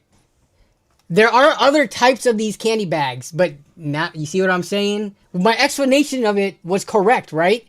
These clear, transparent bags with like the paper-ish top. Sometimes they were stapled. And they have like a bunch of different types of candies that they put in them. And I knew it wasn't specific to that store because I've seen this in like Chevrons, AMPMs, everything. But yes, we have found what they're called. I don't know if this is like one brand's version of it. But these, I mean, they would put candies in here that a lot of other brands already carry. Like gummy bears. These are just generic gummy bears, but there's like Black Forest, Charlie, etc. Sour peach rings and stuff, right? So yeah, but yes, I think these were the 50-cent candy bags that people were talking about because they used to be 2 for $1 back in the late 90s and early 2000s. Ooh, cherry slices. These were pretty gross. Cinnamon bears. Who the hell would buy these? But thank you. Now I can sleep tonight without wondering. All right, back on topic. 70 or X3D chips. Let me read what you guys are having to say. I like Ancient Gameplay videos. He explains it well too. Ancient Gameplays, his benchmarking stuff is so good. Oftentimes, before I got banned on Reddit, I would link to his videos when people would just spew misinformation. Like, one of the biggest ones is anytime someone had slower RAM that wasn't like, the common 6000 CL30, like if someone had 5200, everyone would be like, oh my god, spend more money on it. I'm like, bro, have you guys looked at the benchmarks of, like, for most cases, like 5200 versus 6000, you're talking like a few percent, and if you're saving 10-20 bucks, it could be worth it. So I loved using Ancient Gameplays because he did tests like that, like testing and RAM configurations when people would freak out. Oh my god, that person is so stupid, they put a single channel memory. And then you actually look at the performance difference between single channel versus dual channel. I'm not advocating to ever run single channel memory, but if you didn't know what you were doing and you bought a system and it came with 16 gigs in single channel only, or for some reason a 32 gig single channel, the performance isn't as bad as people make it out to be. People act like you get like half the FPS or something. It's not like that. But especially if you're bottlenecked by other things, like your GPU or CPU. But yeah. Corner store candy, right? Yes, corner store candy. Bro, I have a 7500F and new motherboard and don't know how to put it in my PC anymore. What? What do you mean you don't know how to put it in your PC anymore? Let me see. How to put a motherboard in a PC. I'm just curious if there's as basic of a video as this, which I think is really good. If I'm not sure if you guys knew this, but I have never made a PC building tutorial where I walk through step by step. I have built a PC with someone and essentially went through step by step, but I've never made one of these types of videos of like how to build a PC every step of the way. I've done videos where I've built alongside someone and have instructed them, which is almost the same thing, but it wasn't like a tutorial like this. But how to install and swap your motherboard step by step. Static electricity protection, which I've never, can I say I've never used one of these? I think I've never used one of these. I did intern at a PC repair shop back in high school for like our senior project we had to do. We had to like job shadow. I didn't even intern. What am I saying? I didn't get paid. This was free. It was like community service. So I did work at our local PC repair shop. And even then, I don't think we used these types of wrist straps. But using it doesn't harm the computer anymore. It's just, ESD is just not an issue these days.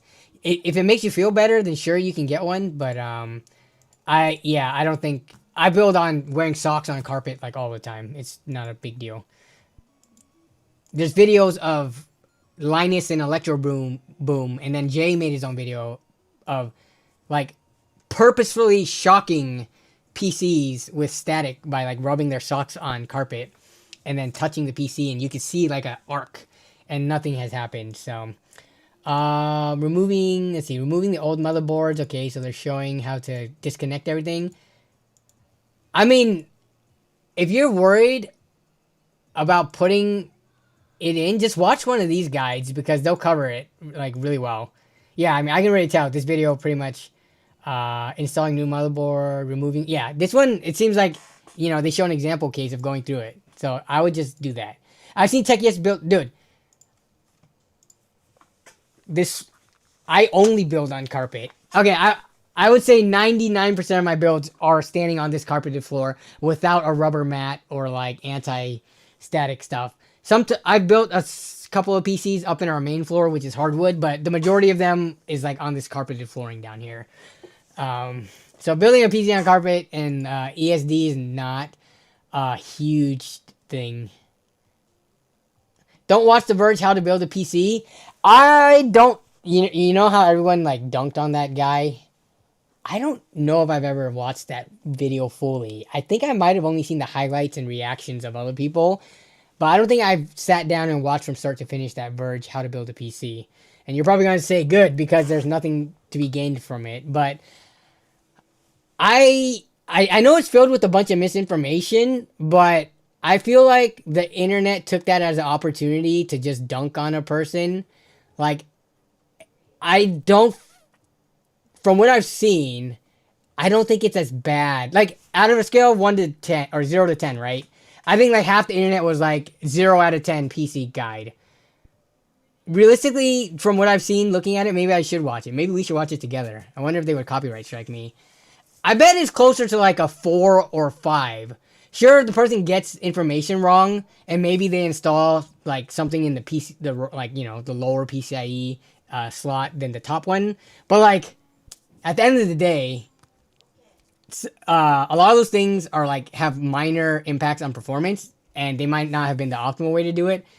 And if the PC turned on and played games, like did he forget to remove the peel from the cooler at all? Even then, I wouldn't say that makes it like an automatic 0 out of 10. I've done that accidentally before. Plenty of experienced PC builders have probably just forgotten to do that. So I think it was just the internet piling on and like, just making as much reaction content and stuff on it. I don't think it's as bad as people thought it was, but let's see what people have to say about it. LTT had him on the channel for a redo. I think I remember that.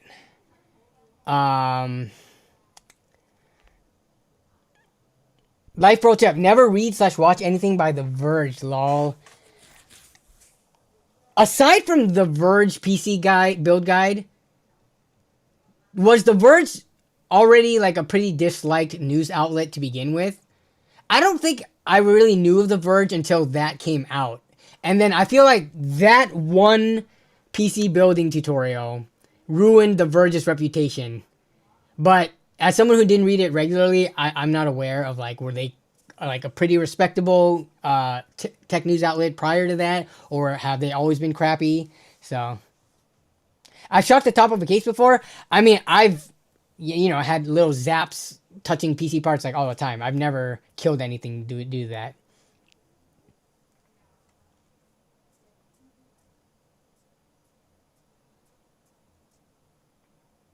How did I get banned? I don't know, Chris. Like multiple of my accounts got banned. I had my personal one, which was like, how many years old? Like 14 years old or something, which that one hurt. And then I made a newer one, specifically with a Nerd on a Budget name on it, like 4 months ago. And I got banned. The most recent controversial thing was probably me calling out that pre-built subreddit owner guy for pushing his own website. I got banned from that subreddit, but getting banned from all of Reddit and getting an account just because it was logged in on the same phone. Like, I have my personal Reddit that I would use, which was like curated from 14 plus years of use, and then one that I had strictly for the channel, for like, I only followed news, tech related subreddits and PC stuff. And then one of them got banned, but because both of them were on my same phone, my personal one from 14 years ago got banned. So they didn't tell me the reason. I reached out trying to, what's it called? Appeal, and at the very least ask if it was even if it was a legitimate reason, tell me the reason, like which post I did in what subreddit. They didn't tell me anything. They just banned. And the one appeal, they just said, we reviewed your stuff, we deemed it was the correct course of action, you're banned for life. So I have made another Reddit account. And I showed it, I think last week or the week before. So now I'm hyphen Nerd on a Budget hyphen. I'm testing the waters to see if they're gonna ban this account just by association. But I'm not gonna. So I'm using this so that I can follow subreddits and stuff like that, like Build a PC Sales, Hardware Swap, and all those. But I'm not gonna actively use it for a while. Just to, I don't know, maybe wait for the heat to cool down, because I don't want to start using it, gaining karma and all that crap, and then they ban me again. So I just use this so that when I log in, because you can't change the dark mode without being logged into a Reddit account. Like if you're logged out, there's no dark mode. But also just so that, you know, I can quickly pull up like subreddits and go through them on stream if we need to. So yeah.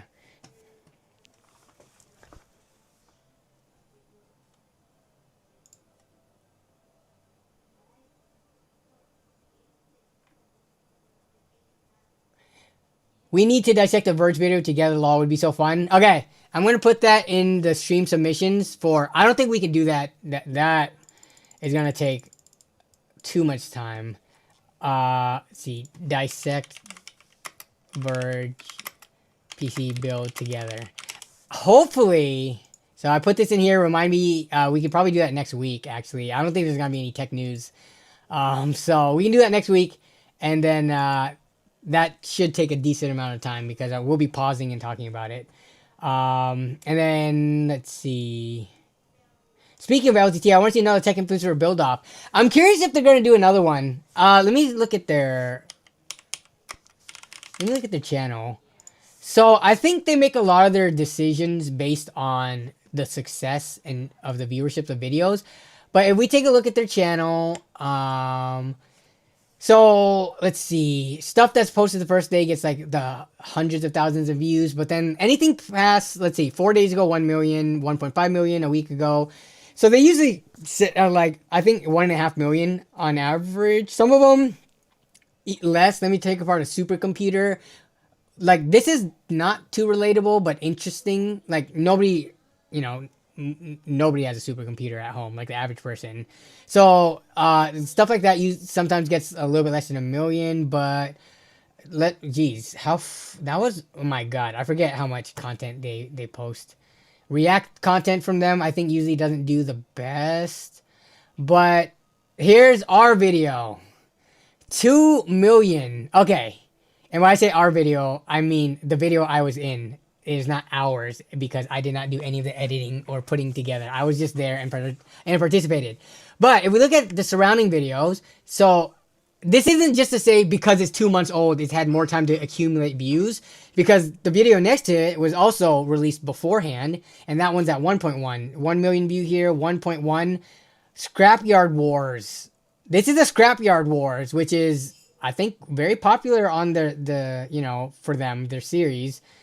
Badminton Club one, broke the TV, building, yeah, even the Scrapyard Wars videos, which I feel like Scrapyard Wars is one of the series on LTT that people are constantly asking for, and maybe it was because this time around they didn't do a PC build and they did like a whole entertainment room.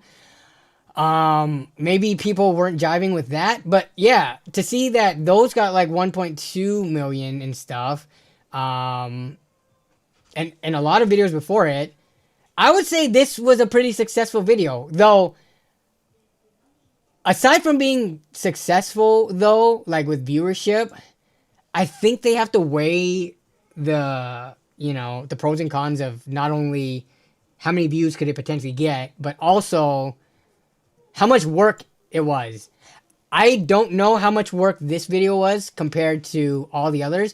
What I can tell you, though, is from personal experience, collab style videos are way harder to do because you're coordinating with other people's times and schedules as well. And this one had not only their channel, but 4 other tech tubers. Whereas any of these stuff, because it's mostly done in-house, they could, you know, work to their own schedules and they could tell, you know, their employees to do things at a certain amount of time. Whereas with this, it's like if you've got someone who's participating, who's like late to stuff or doesn't submit things on time, then it's kind of a mystery box. So I would love to see another one, even if I probably wouldn't be in it because they would want to diversify. But I would love to see other of like my friends and other PC builders in the YouTube community compete against each other and see how they could, you know, do a different twist or something. But yeah, it did pretty well. Whew! The one time I get to collab with Linus, it did decently well. YouTube should really ban those AI voice tech reviews where it's just images. I've been seeing so many of those. And what you normally see with those are for... Okay, let me show you an example of how you can find something like that. So... Uh-oh. Uh-oh. I think I missed some super chats. Give me 1 second. Let me go back up. Okay. So, YouTuber. Thank you. I totally missed this because I was going on some rants. King Henry Candy Bags. But I think you said it in a different... Yeah, you said it here. You said it here. But you also gave the super chat. I wanted to pull that up. Sorry for missing it earlier. I appreciate it. My goodness. They're called Alberts. Okay, I think we looked up the Alberts ones. Thank you, Grayman, for that super chat, though. I think I forgot to thank you. I think I just went straight to the comment. I think we're got up on super chats, though. Okay, sorry about that, guys. And gals. But yes, these AI, like, let's look at, not, why did I put power supply review into an Amazon search? Let's look for, like, a very obscure power supply. And to do that, actually, the PVS Spirit's kind of obscure, because I don't think you really find it on the tier list as much. What these AI channels do is they look for products, so critical reviews, blah, blah, blah. I'm trying to see if I can find an AI, this one. Back to Buy Smart, where we help you make the best purchasing decisions, one comparison at a time. Today, we're Okay. This is, look at this. This channel has more subscribers than some people who actually put time and effort into doing real, like, just making real content, whether it be reviews or not. But I found that these AI review channels, you can find them very easily when you're searching for products that isn't being covered by many other channels. So, like, if you look up a popular power supply, stuff from the major brands, stuff that are found on the PSU tier list, you're probably not going to find them as often as these more, like, smaller, cheap brands. It seems like they specifically look for products that don't have coverage either in written articles or, like, video reviews. And then they make these. This only has 14 views from 1 year ago. So this isn't the best example, but I'm sure you have come across this if you've ever been looking for either, like, information on a product looking on YouTube. It's pretty bad.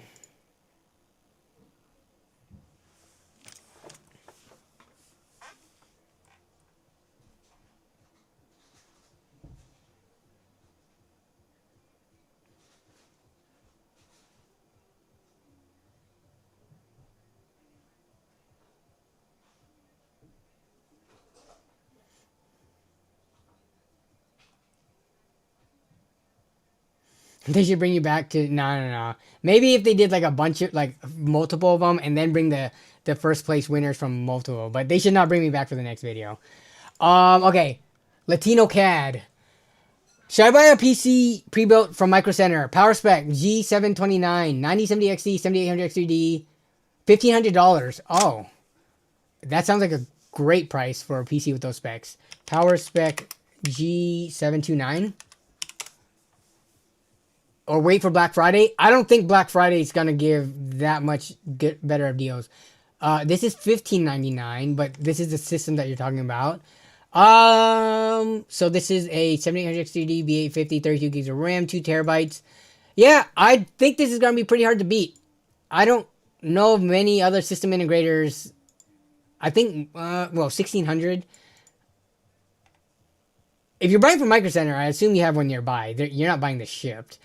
I think there's value to buying, like, picking it up yourself and having a brick and mortar to do customer service.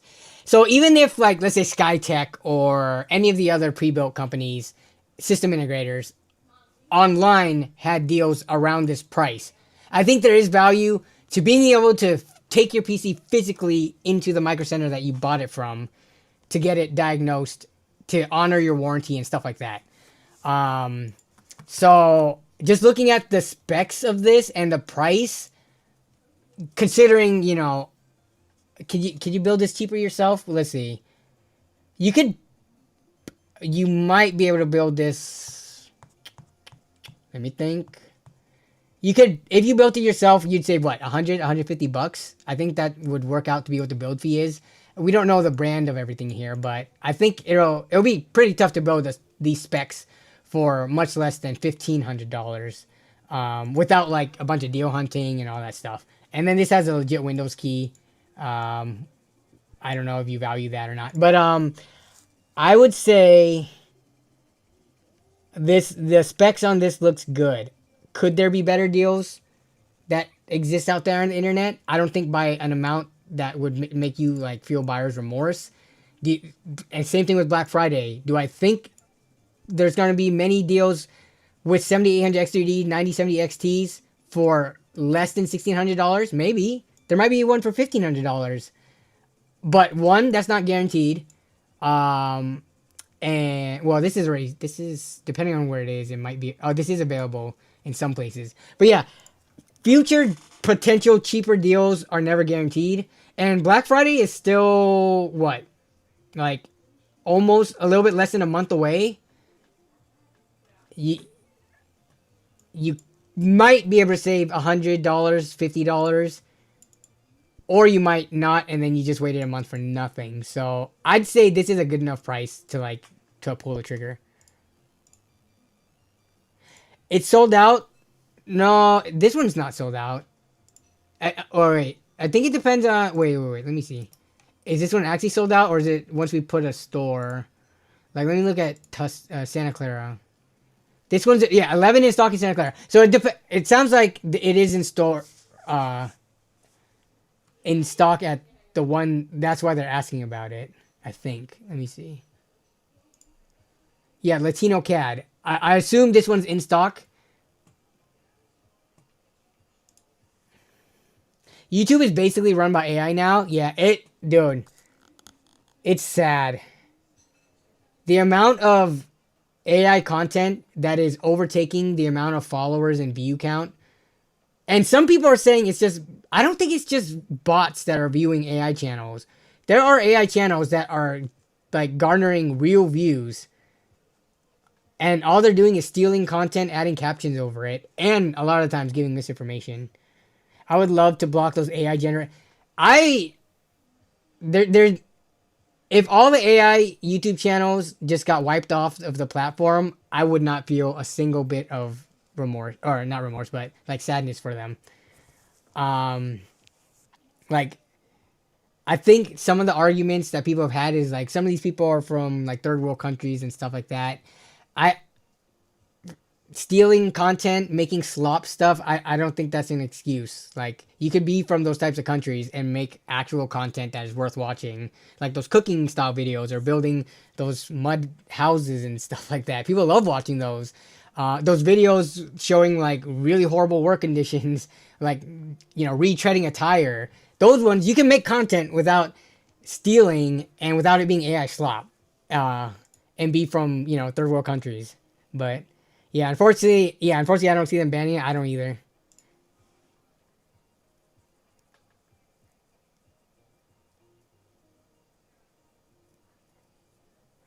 Yeah, I don't want to do a whole PC part picker, but this is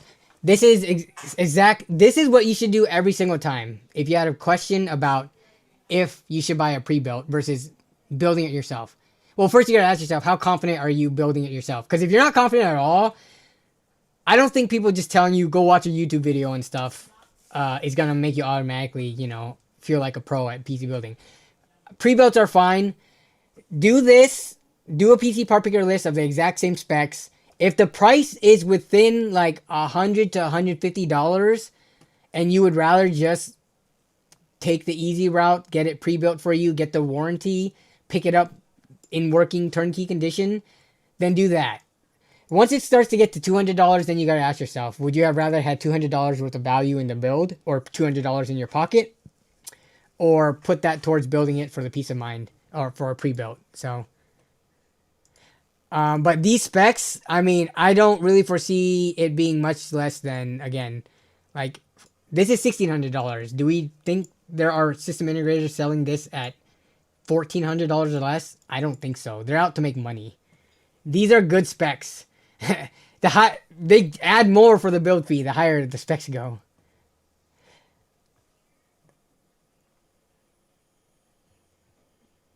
It's more expensive if you built it yourself. Is that true? And I don't want to troubleshoot? Yeah, if that's the case, then pick it up from Micro Center. This looks like a solid build. Yeah, I mean, there's nothing like glaringly wrong that I can see with it. Probably personally wouldn't have used an AIO. I would have used an air cooler, but yeah, I have faith in Micro Center and Power Spec. Build your own is closer to 1800 plus. I told other people I would get to their stuff, so I can't do the PC part picker.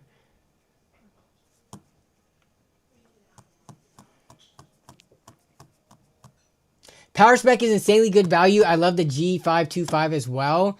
I do not know all of these off the top of my head, the model numbers, but Power Spec is kind of like the house brand of Micro Center. So, I mean, I think I've seen some people disappointed with theirs, but you're going to get that with any system integrator. I think in general, Power Spec is pretty good value. So,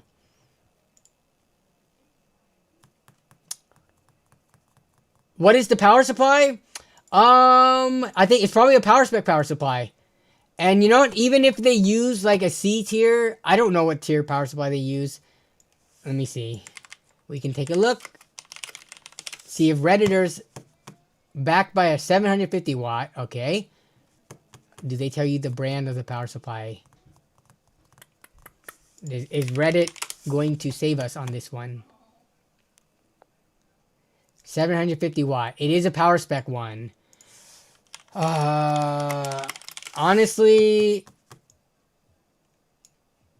let's take a look at what Power Spec has to offer. Even if it had like a D tier power supply, I think for someone who doesn't want to build themselves, it's not the end of the world. I think, again, you guys know my opinion on a PSU tier list. Oh, features are down below? Yeah, but do they actually... I don't think they'll list it. The exact power supply model, right? Let me see. They might. Power supply, power supply. Yeah, they just give you... I mean, 750 watts. This doesn't tell us anything. But we can kind of try to see if there's anything on this list.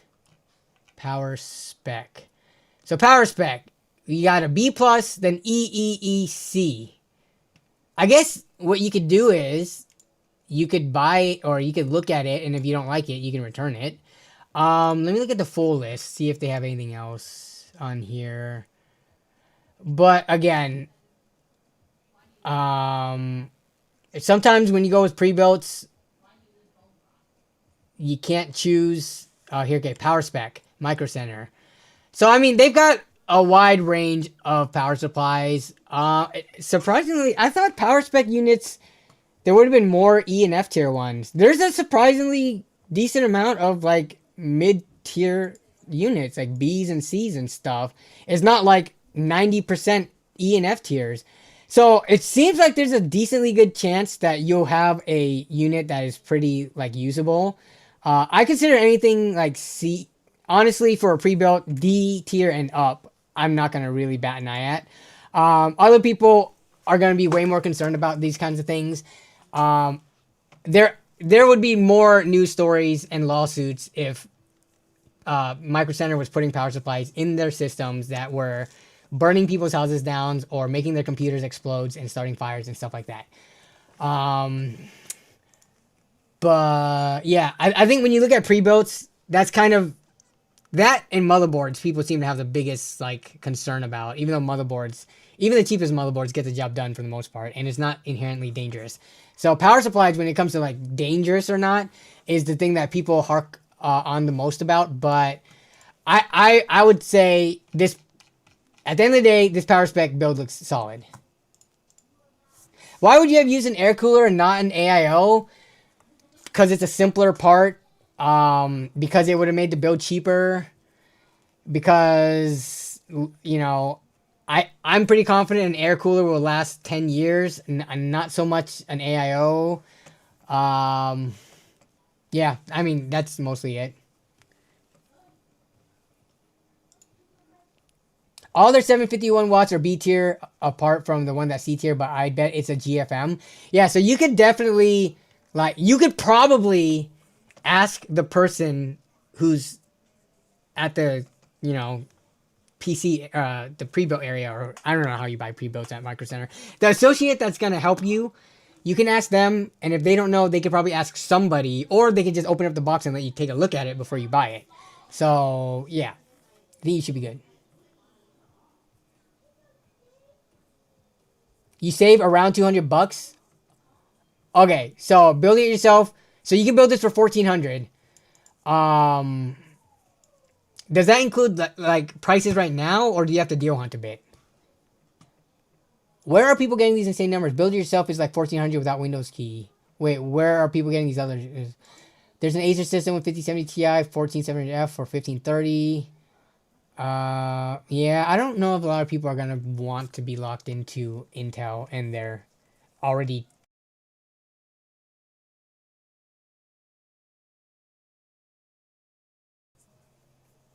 Okay.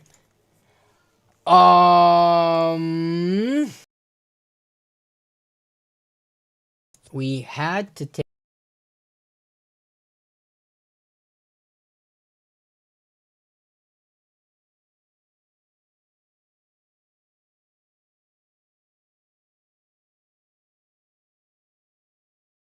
like asking ChatGPT to summarize things, or to use as a springboard. But also, I was not a fan of AI music. Actually, someone sent me. They made like a theme song for the channel. If you're in the chat, I just realized that I never responded to you. That was not intentional, but someone sent me 2 songs they made with the help of AI, like theme songs for the channel. And I was in the middle of a response with them, and then I thought that sounded like definitely like AI, and they told me they did use AI, and I need to get back to them because I feel bad now that I didn't. Uh-oh. Audio also dropped? Audio should not have dropped. What the heck is up with this DJI thing? I'm not hooked up to USB anymore. I'm using a 3.5 millimeter jack to plug in my receiver. Okay, I need to look into this. I wonder if it's an OBS thing.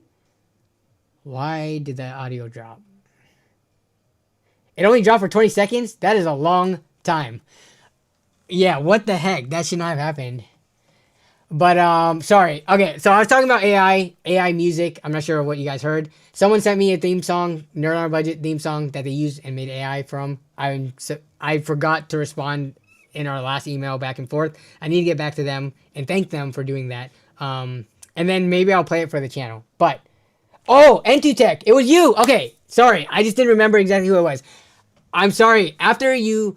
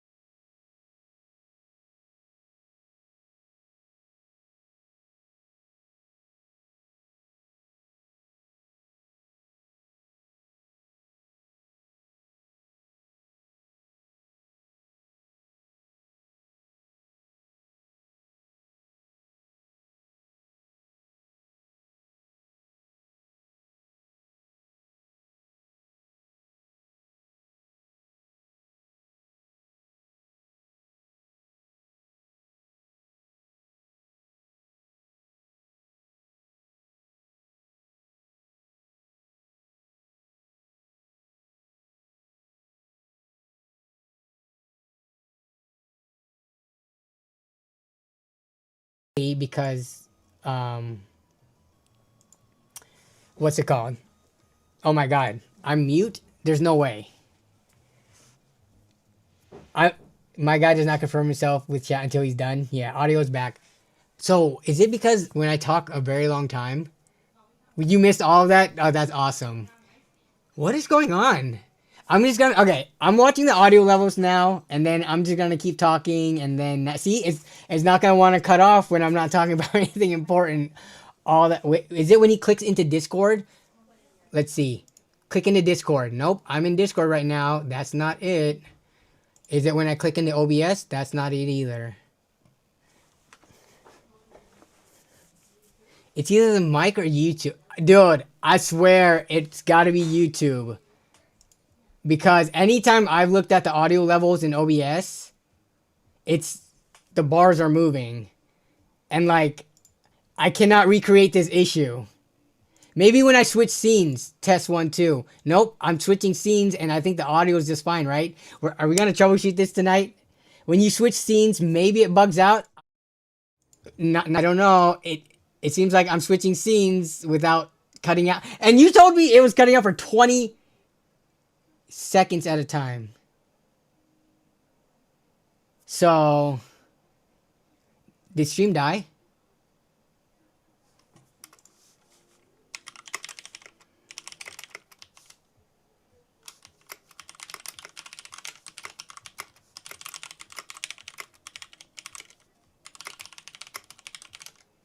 Are we back? Are we good?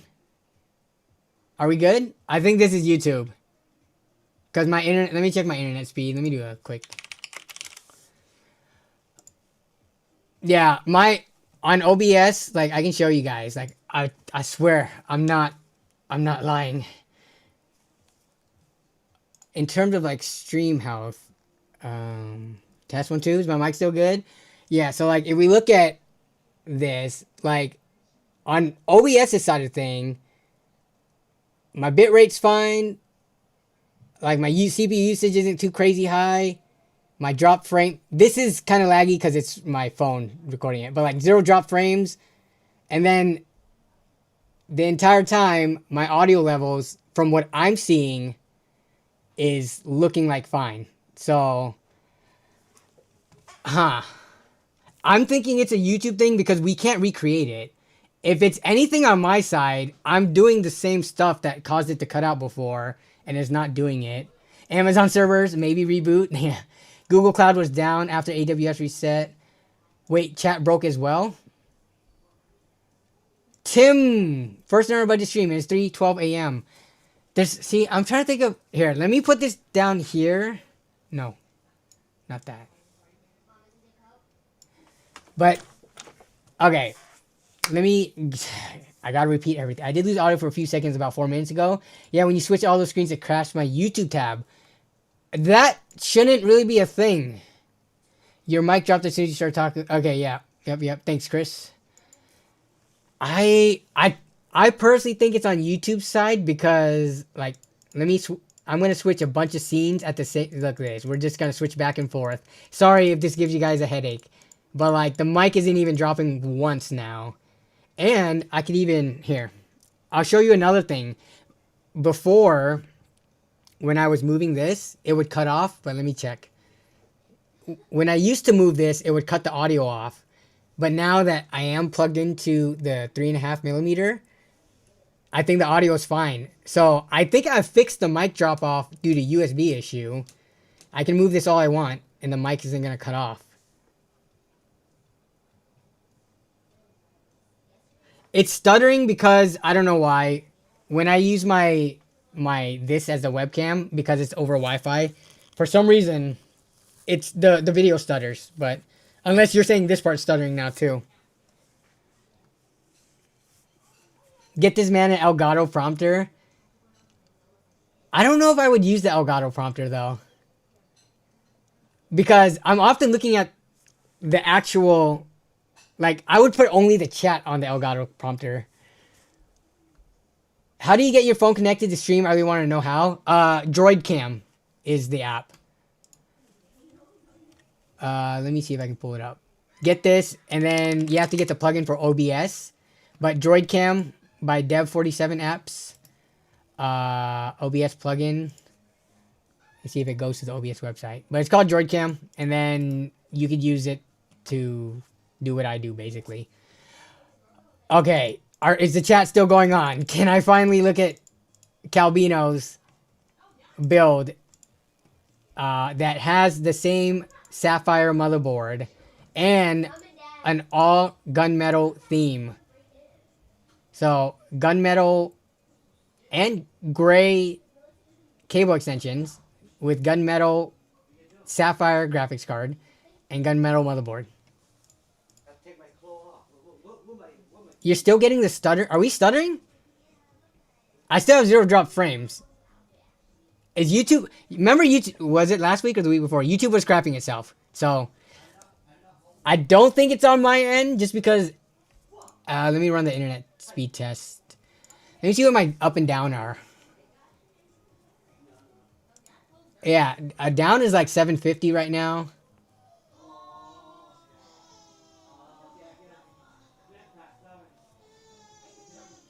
Do you guys hear somebody crying? I think that's Lexi. And then let's see. Oh, my up is better than my down. It is like 800 something. It's slightly better.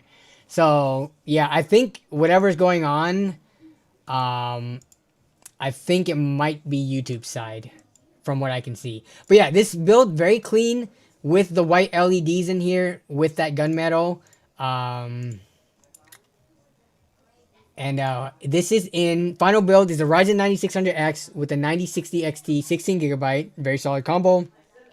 The Sapphire Nitro B650M Wi-Fi, like the one that we showed on stream, 32 gigs of 6800 megahertz. Hopefully you got this before the prices went up. 2TB Samsung Evo Plus Be Quiet Pure, 750 watt gold, Fantex XT M3. MSI 360 AIO, 940 USD. Very solid price for those specs. Very solid price. Definitely made use of sales and things like that, especially to get, you know, to get like pretty quality components. Just test to see if chat's working. My dog licks to lick its butt from time to time. Why am I reading this? It is bad if I let my dog lick my face from time to time. How long does it take butt germs to get off my dog's tongue? Your chat is working. 7600 X3D over 9700X. What do you think? I think if they're priced the exact same, I would I don't know. I might lean towards 9700X because I would have to see the difference in the all core versus gaming work differences.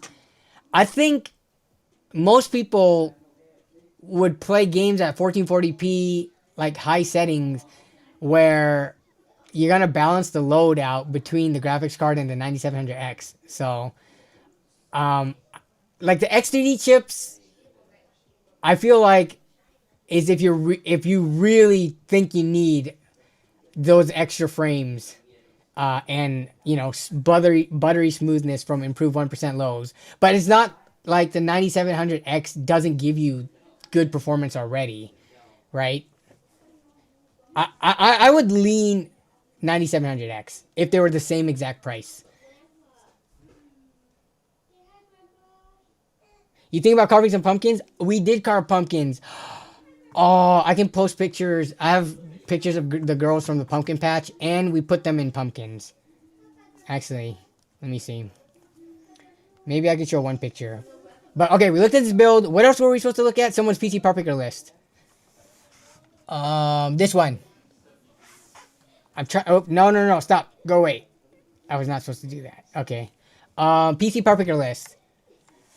9950 XCD. Okay. Corsair Nautilus. Okay. What is this price? $2,500. 7900 XTX. Any recommendations? Do you need this much VRAM?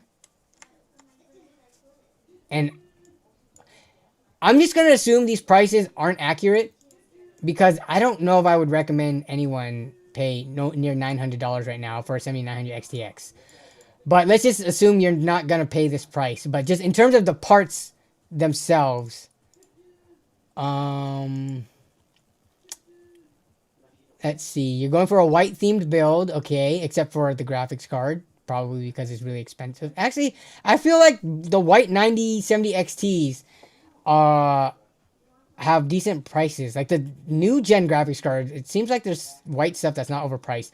Okay, and I'm going to give very superficial recommendations because there's not many recommendations you can make when you have a list of PC parts of like pretty much all current gen components or near current gen that are like high end that, you know, run over $2,000.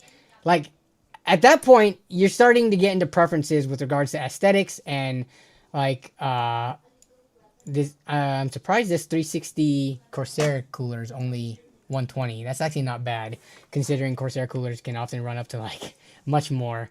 But I think it looks really weird when you have an all white PC. Literally everything on this parts list is white, except for the graphics card.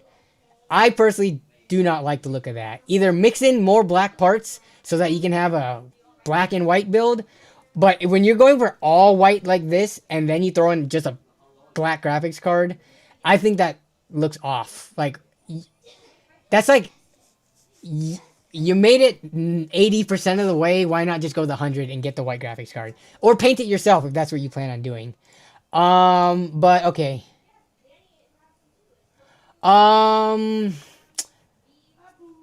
So you're asking for any recommendations or advice?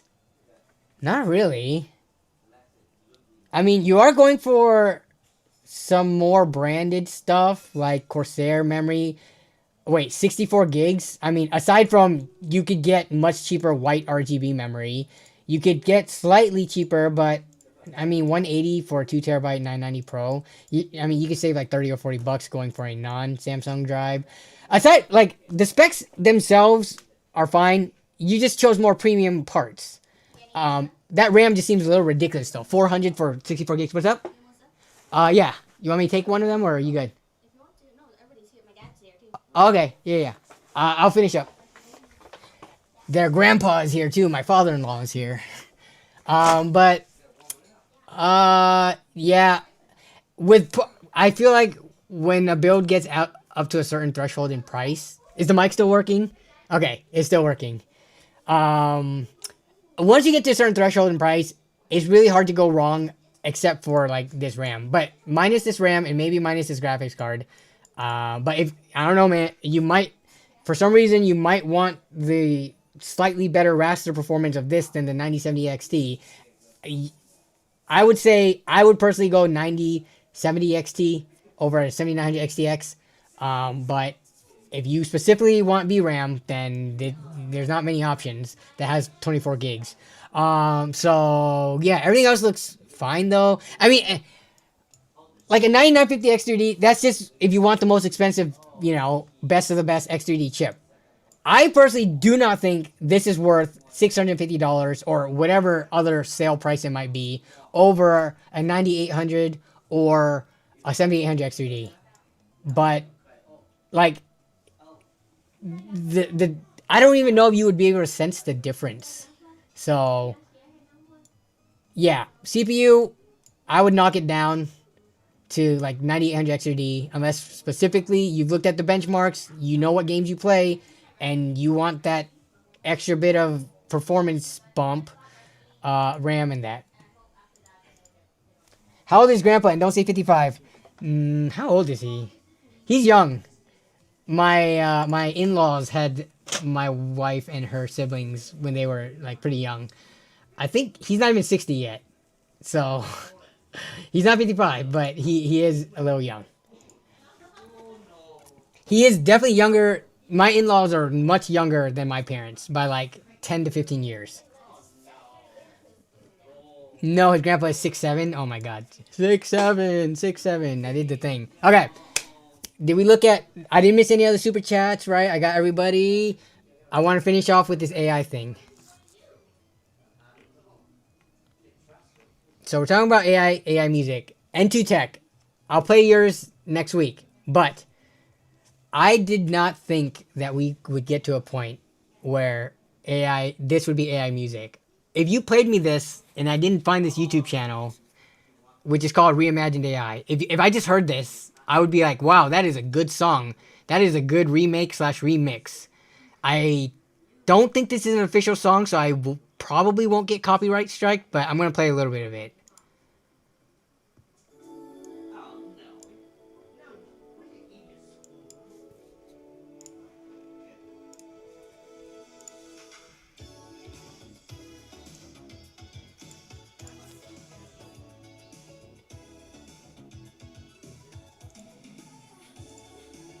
You guys know the song, right? 1,000 Miles by Vanessa Carlton.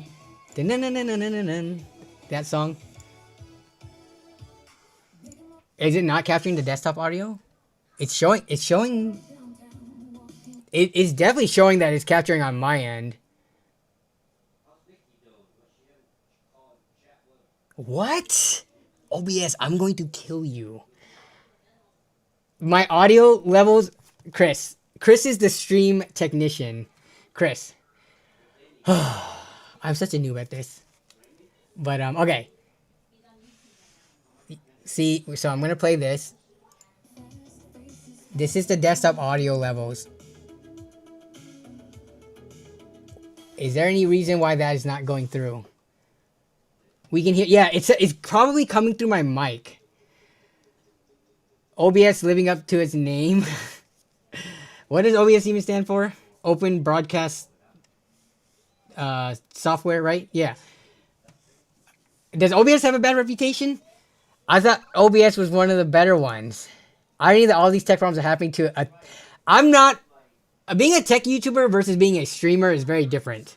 I'm like, when it comes to the streaming experience and knowledge, I'm probably worse than a lot of you out there. Anyone who's never tried streaming before.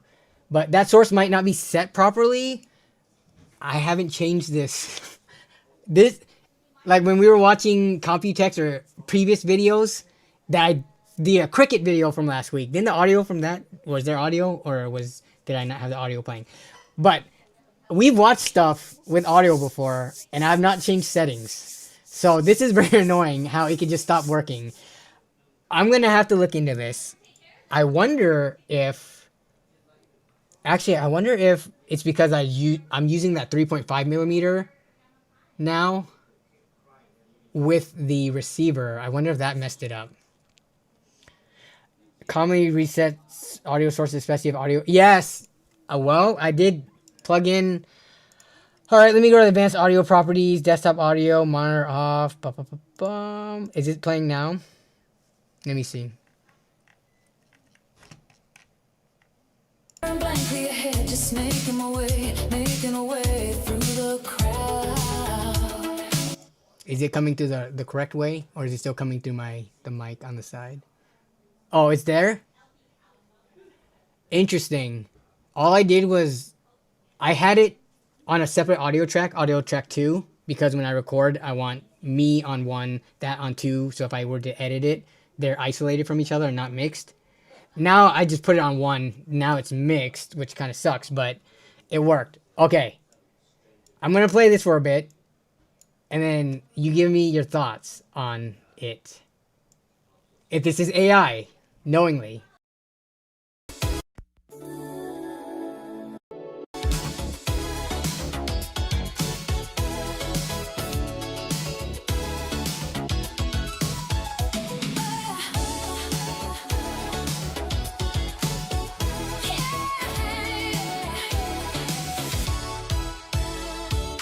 Making my way downtown, walking fast, faces pass and I'm homebound.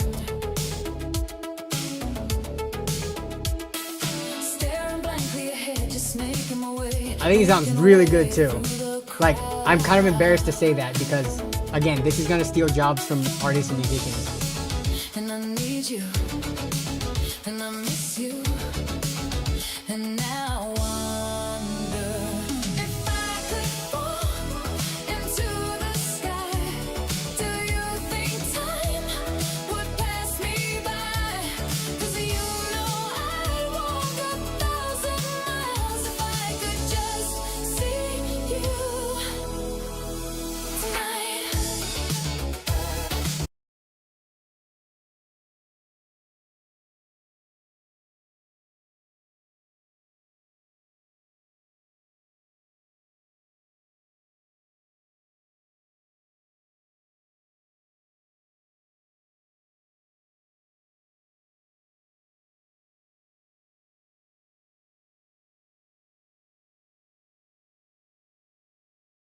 Oh no, sorry, mic didn't die. Sorry.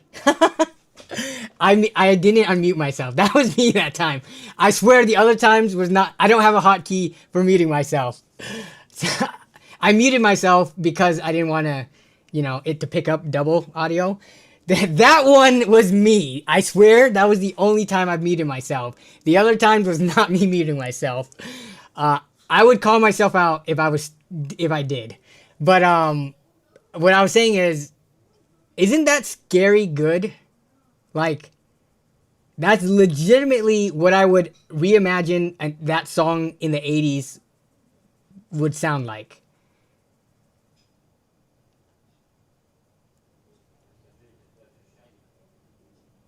Where wow, AI is taking over for sure. Yes, shopping mall tinny audio. That might just be either the way it's coming through OBS or whatever. But so what I was thinking about it being AI is that song that I just showed you, 1,000 Miles AI reimagined Vanessa Carlton. That was more human input than AI at the moment. I think the vocals were AI generated and some of the beat and stuff was AI generated, but the mixing and mastering and like the composing and putting it all together, that still took a lot of human input based on this channel, this creator. And right now I would call them creator because they're not just like giving a prompt to some, language model and it's spitting this out. They're using it to generate parts and then like refining it and then putting it all together, which, I mean, I'm not trying to like make a case for this type of AI because again, I still think this is very scary for real creators who are really singing, who are really making music with instruments, or like even, I guess, is that what people felt like when people started using electronic tools like Fruity Loops and stuff like that to make music? Did the musicians who played traditional instruments look at like the DJs and EDM musicians and say that's not real music, that's like all made electronically? Like, I don't know. This is really interesting because this is one area of AI that has probably blown me away the most, that I would not have seen coming. I don't know if I'm that blown away by like ChatGPT and all the other chat bots and things like that. We didn't even get to talk about Neo, which I brought up this freaking robot that is probably popping up on all of your feeds. So we got to talk about Neo next time. But in the case of EDM, there's still artists behind the music. Technically, in the case of this that I just showed you, there's an artist, or at least a producer, putting it together. In EDM, with they're clicking a button on a screen that tells it to play the piano at a certain key or in a certain filter or preset or something, right? So I don't know. I guess I am not a musically inclined person. I suck when it comes to music. So I would have to talk to much smarter like people who are actually musicians and stuff to see what their thoughts are on it. But yeah, it's kind of scary good. I've found myself listening to a lot of songs from that channel and it's like, holy crap. It would be so easy to imitate an artist against their will. That is one of the huge downsides. Kind of like with the art thing, right? Everyone is what's it called? The Miyazaki art style. People are copying that for their freaking Twitter profiles and stuff like that. Like iRobot is near. That's what this thing is. So I'm gonna put let me look up the video. Neo. Yeah, this video was what, 1 day ago, 500,000 views. At first, I couldn't tell if this was legitimate or not. I thought it looked almost like a parody or like just, something that's part of a movie. But apparently this is a real thing. People are gonna be able to have actual robots that can help them around the house. We'll talk about that next week though, because my in-laws are upstairs and I should go hang out with them because I've been streaming for 2.5 hours already. So I'm going to spend the next 5 minutes focusing on chat because I neglected you guys and was yapping away with the mic off. So her voice is a little off, like a bit eerie. I didn't think it sounded that off. Let me see. Let me listen to it. Let me try to listen with an ear for it to be off.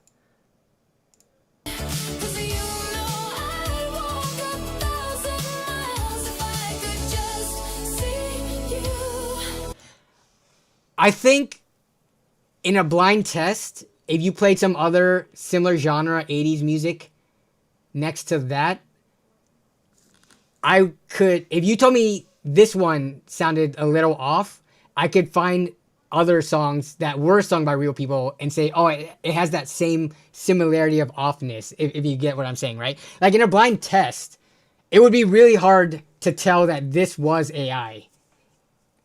If I just found this, you know, cruising down the streets or strolling around in the mall and stuff, and they play this over the speakers, I would be like, wow, this is a crazy good remix. I wonder what it is. And I'll look it up and then find out it's AI. Like, I think I would have been fooled that was like an AI voice in that song.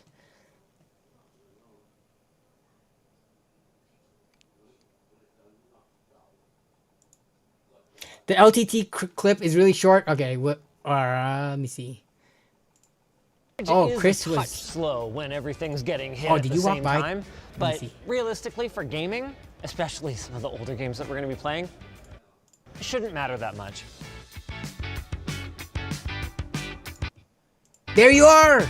There's Chris at. Oh, wow. How many seconds was that? 1,000, 2, 1, like 1.5 seconds. Did they show you? Yup. Never mind. There's you again. Oh, actually, they showed you quite a bit. Nice. It is a touch slow. That counts as a collab, right? That counts as a feature on their channel. Nice. Lol, ironically, autotune definitely sounds fake. Yeah, autotune, funnily enough, sounds actually like they want it to sound fake, but there is a real human behind at the bass vocals that's being provided. Remember when everything was like overly auto-tuned? That was an interesting. What years was that? Like late 2000s, like when T-Pain and there were people who use those vocal boxes or whatever they're called, talk boxes. I forgot what they were called. Well before T-Pain, but I feel like he was one of the ones that popularized it. Cher did auto-tune right.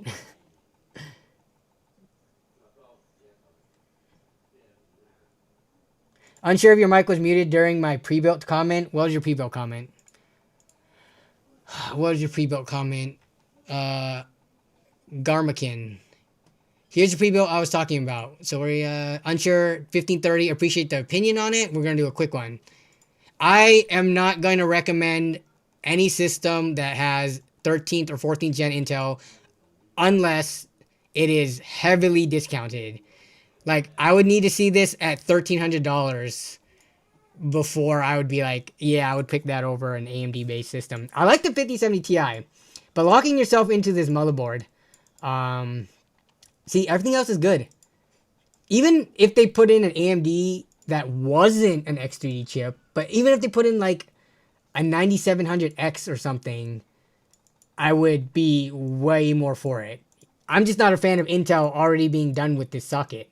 So, I would not recommend people to buy this personally, even though I know as of right now, this build would be just fine. Like, the 14700F is not a bad processor by any means. It's just that you're basically stuck with that unless you want to upgrade motherboards moving on to the next step, you know, whenever that is down the road. So, I think there's probably plenty of pre-built around this price with the 5070 Ti, except with an M5 platform in it instead. So I would recommend that over an Intel. Intel's can be worth it if it is cheap enough. But if it's going to be the same price and same performance, I would look for the AMD alternative. Can't wait for Intel X3D. It's going to be interesting with, you know, the partial or that like government help and them teaming up with Nvidia or whatever. It's gonna be interesting if they can turn things around, I guess, in the future next generations. But we'll have to wait and see. Does Acer mention motherboard? Motherboard. It does not look like it. Nope, no motherboard. I control F that thing and no motherboard mentioned. So again, I don't know if I really care about what motherboard a locked Intel chip is in. It looks like a decently... Oh, what is this motherboard? Is that not the DS3H, is it? Wait, what brand is this motherboard? You can probably look up if this is the same motherboard they're going to use. But it is one of the slightly above the cheapest bottom of the bin motherboards. It has a heatsink on the VRMs. It's the B760MCV3. Okay. Interesting. The front panel USB-C is not connected. Huh. That's a USB-C for front panel, so not sure what that's about. But all right, mic still on. My goodness, there's got to be like, maybe there's a plugin. Chris, you might know one, but I need to find a plugin for OBS where if my mic is muted or audio is not coming through, it makes my entire screen tinted red, so I know. But that's the only way. There's no way for me to look at chat and my sound levels, especially since I go into rabbit holes and like I'm just yapping away half the time.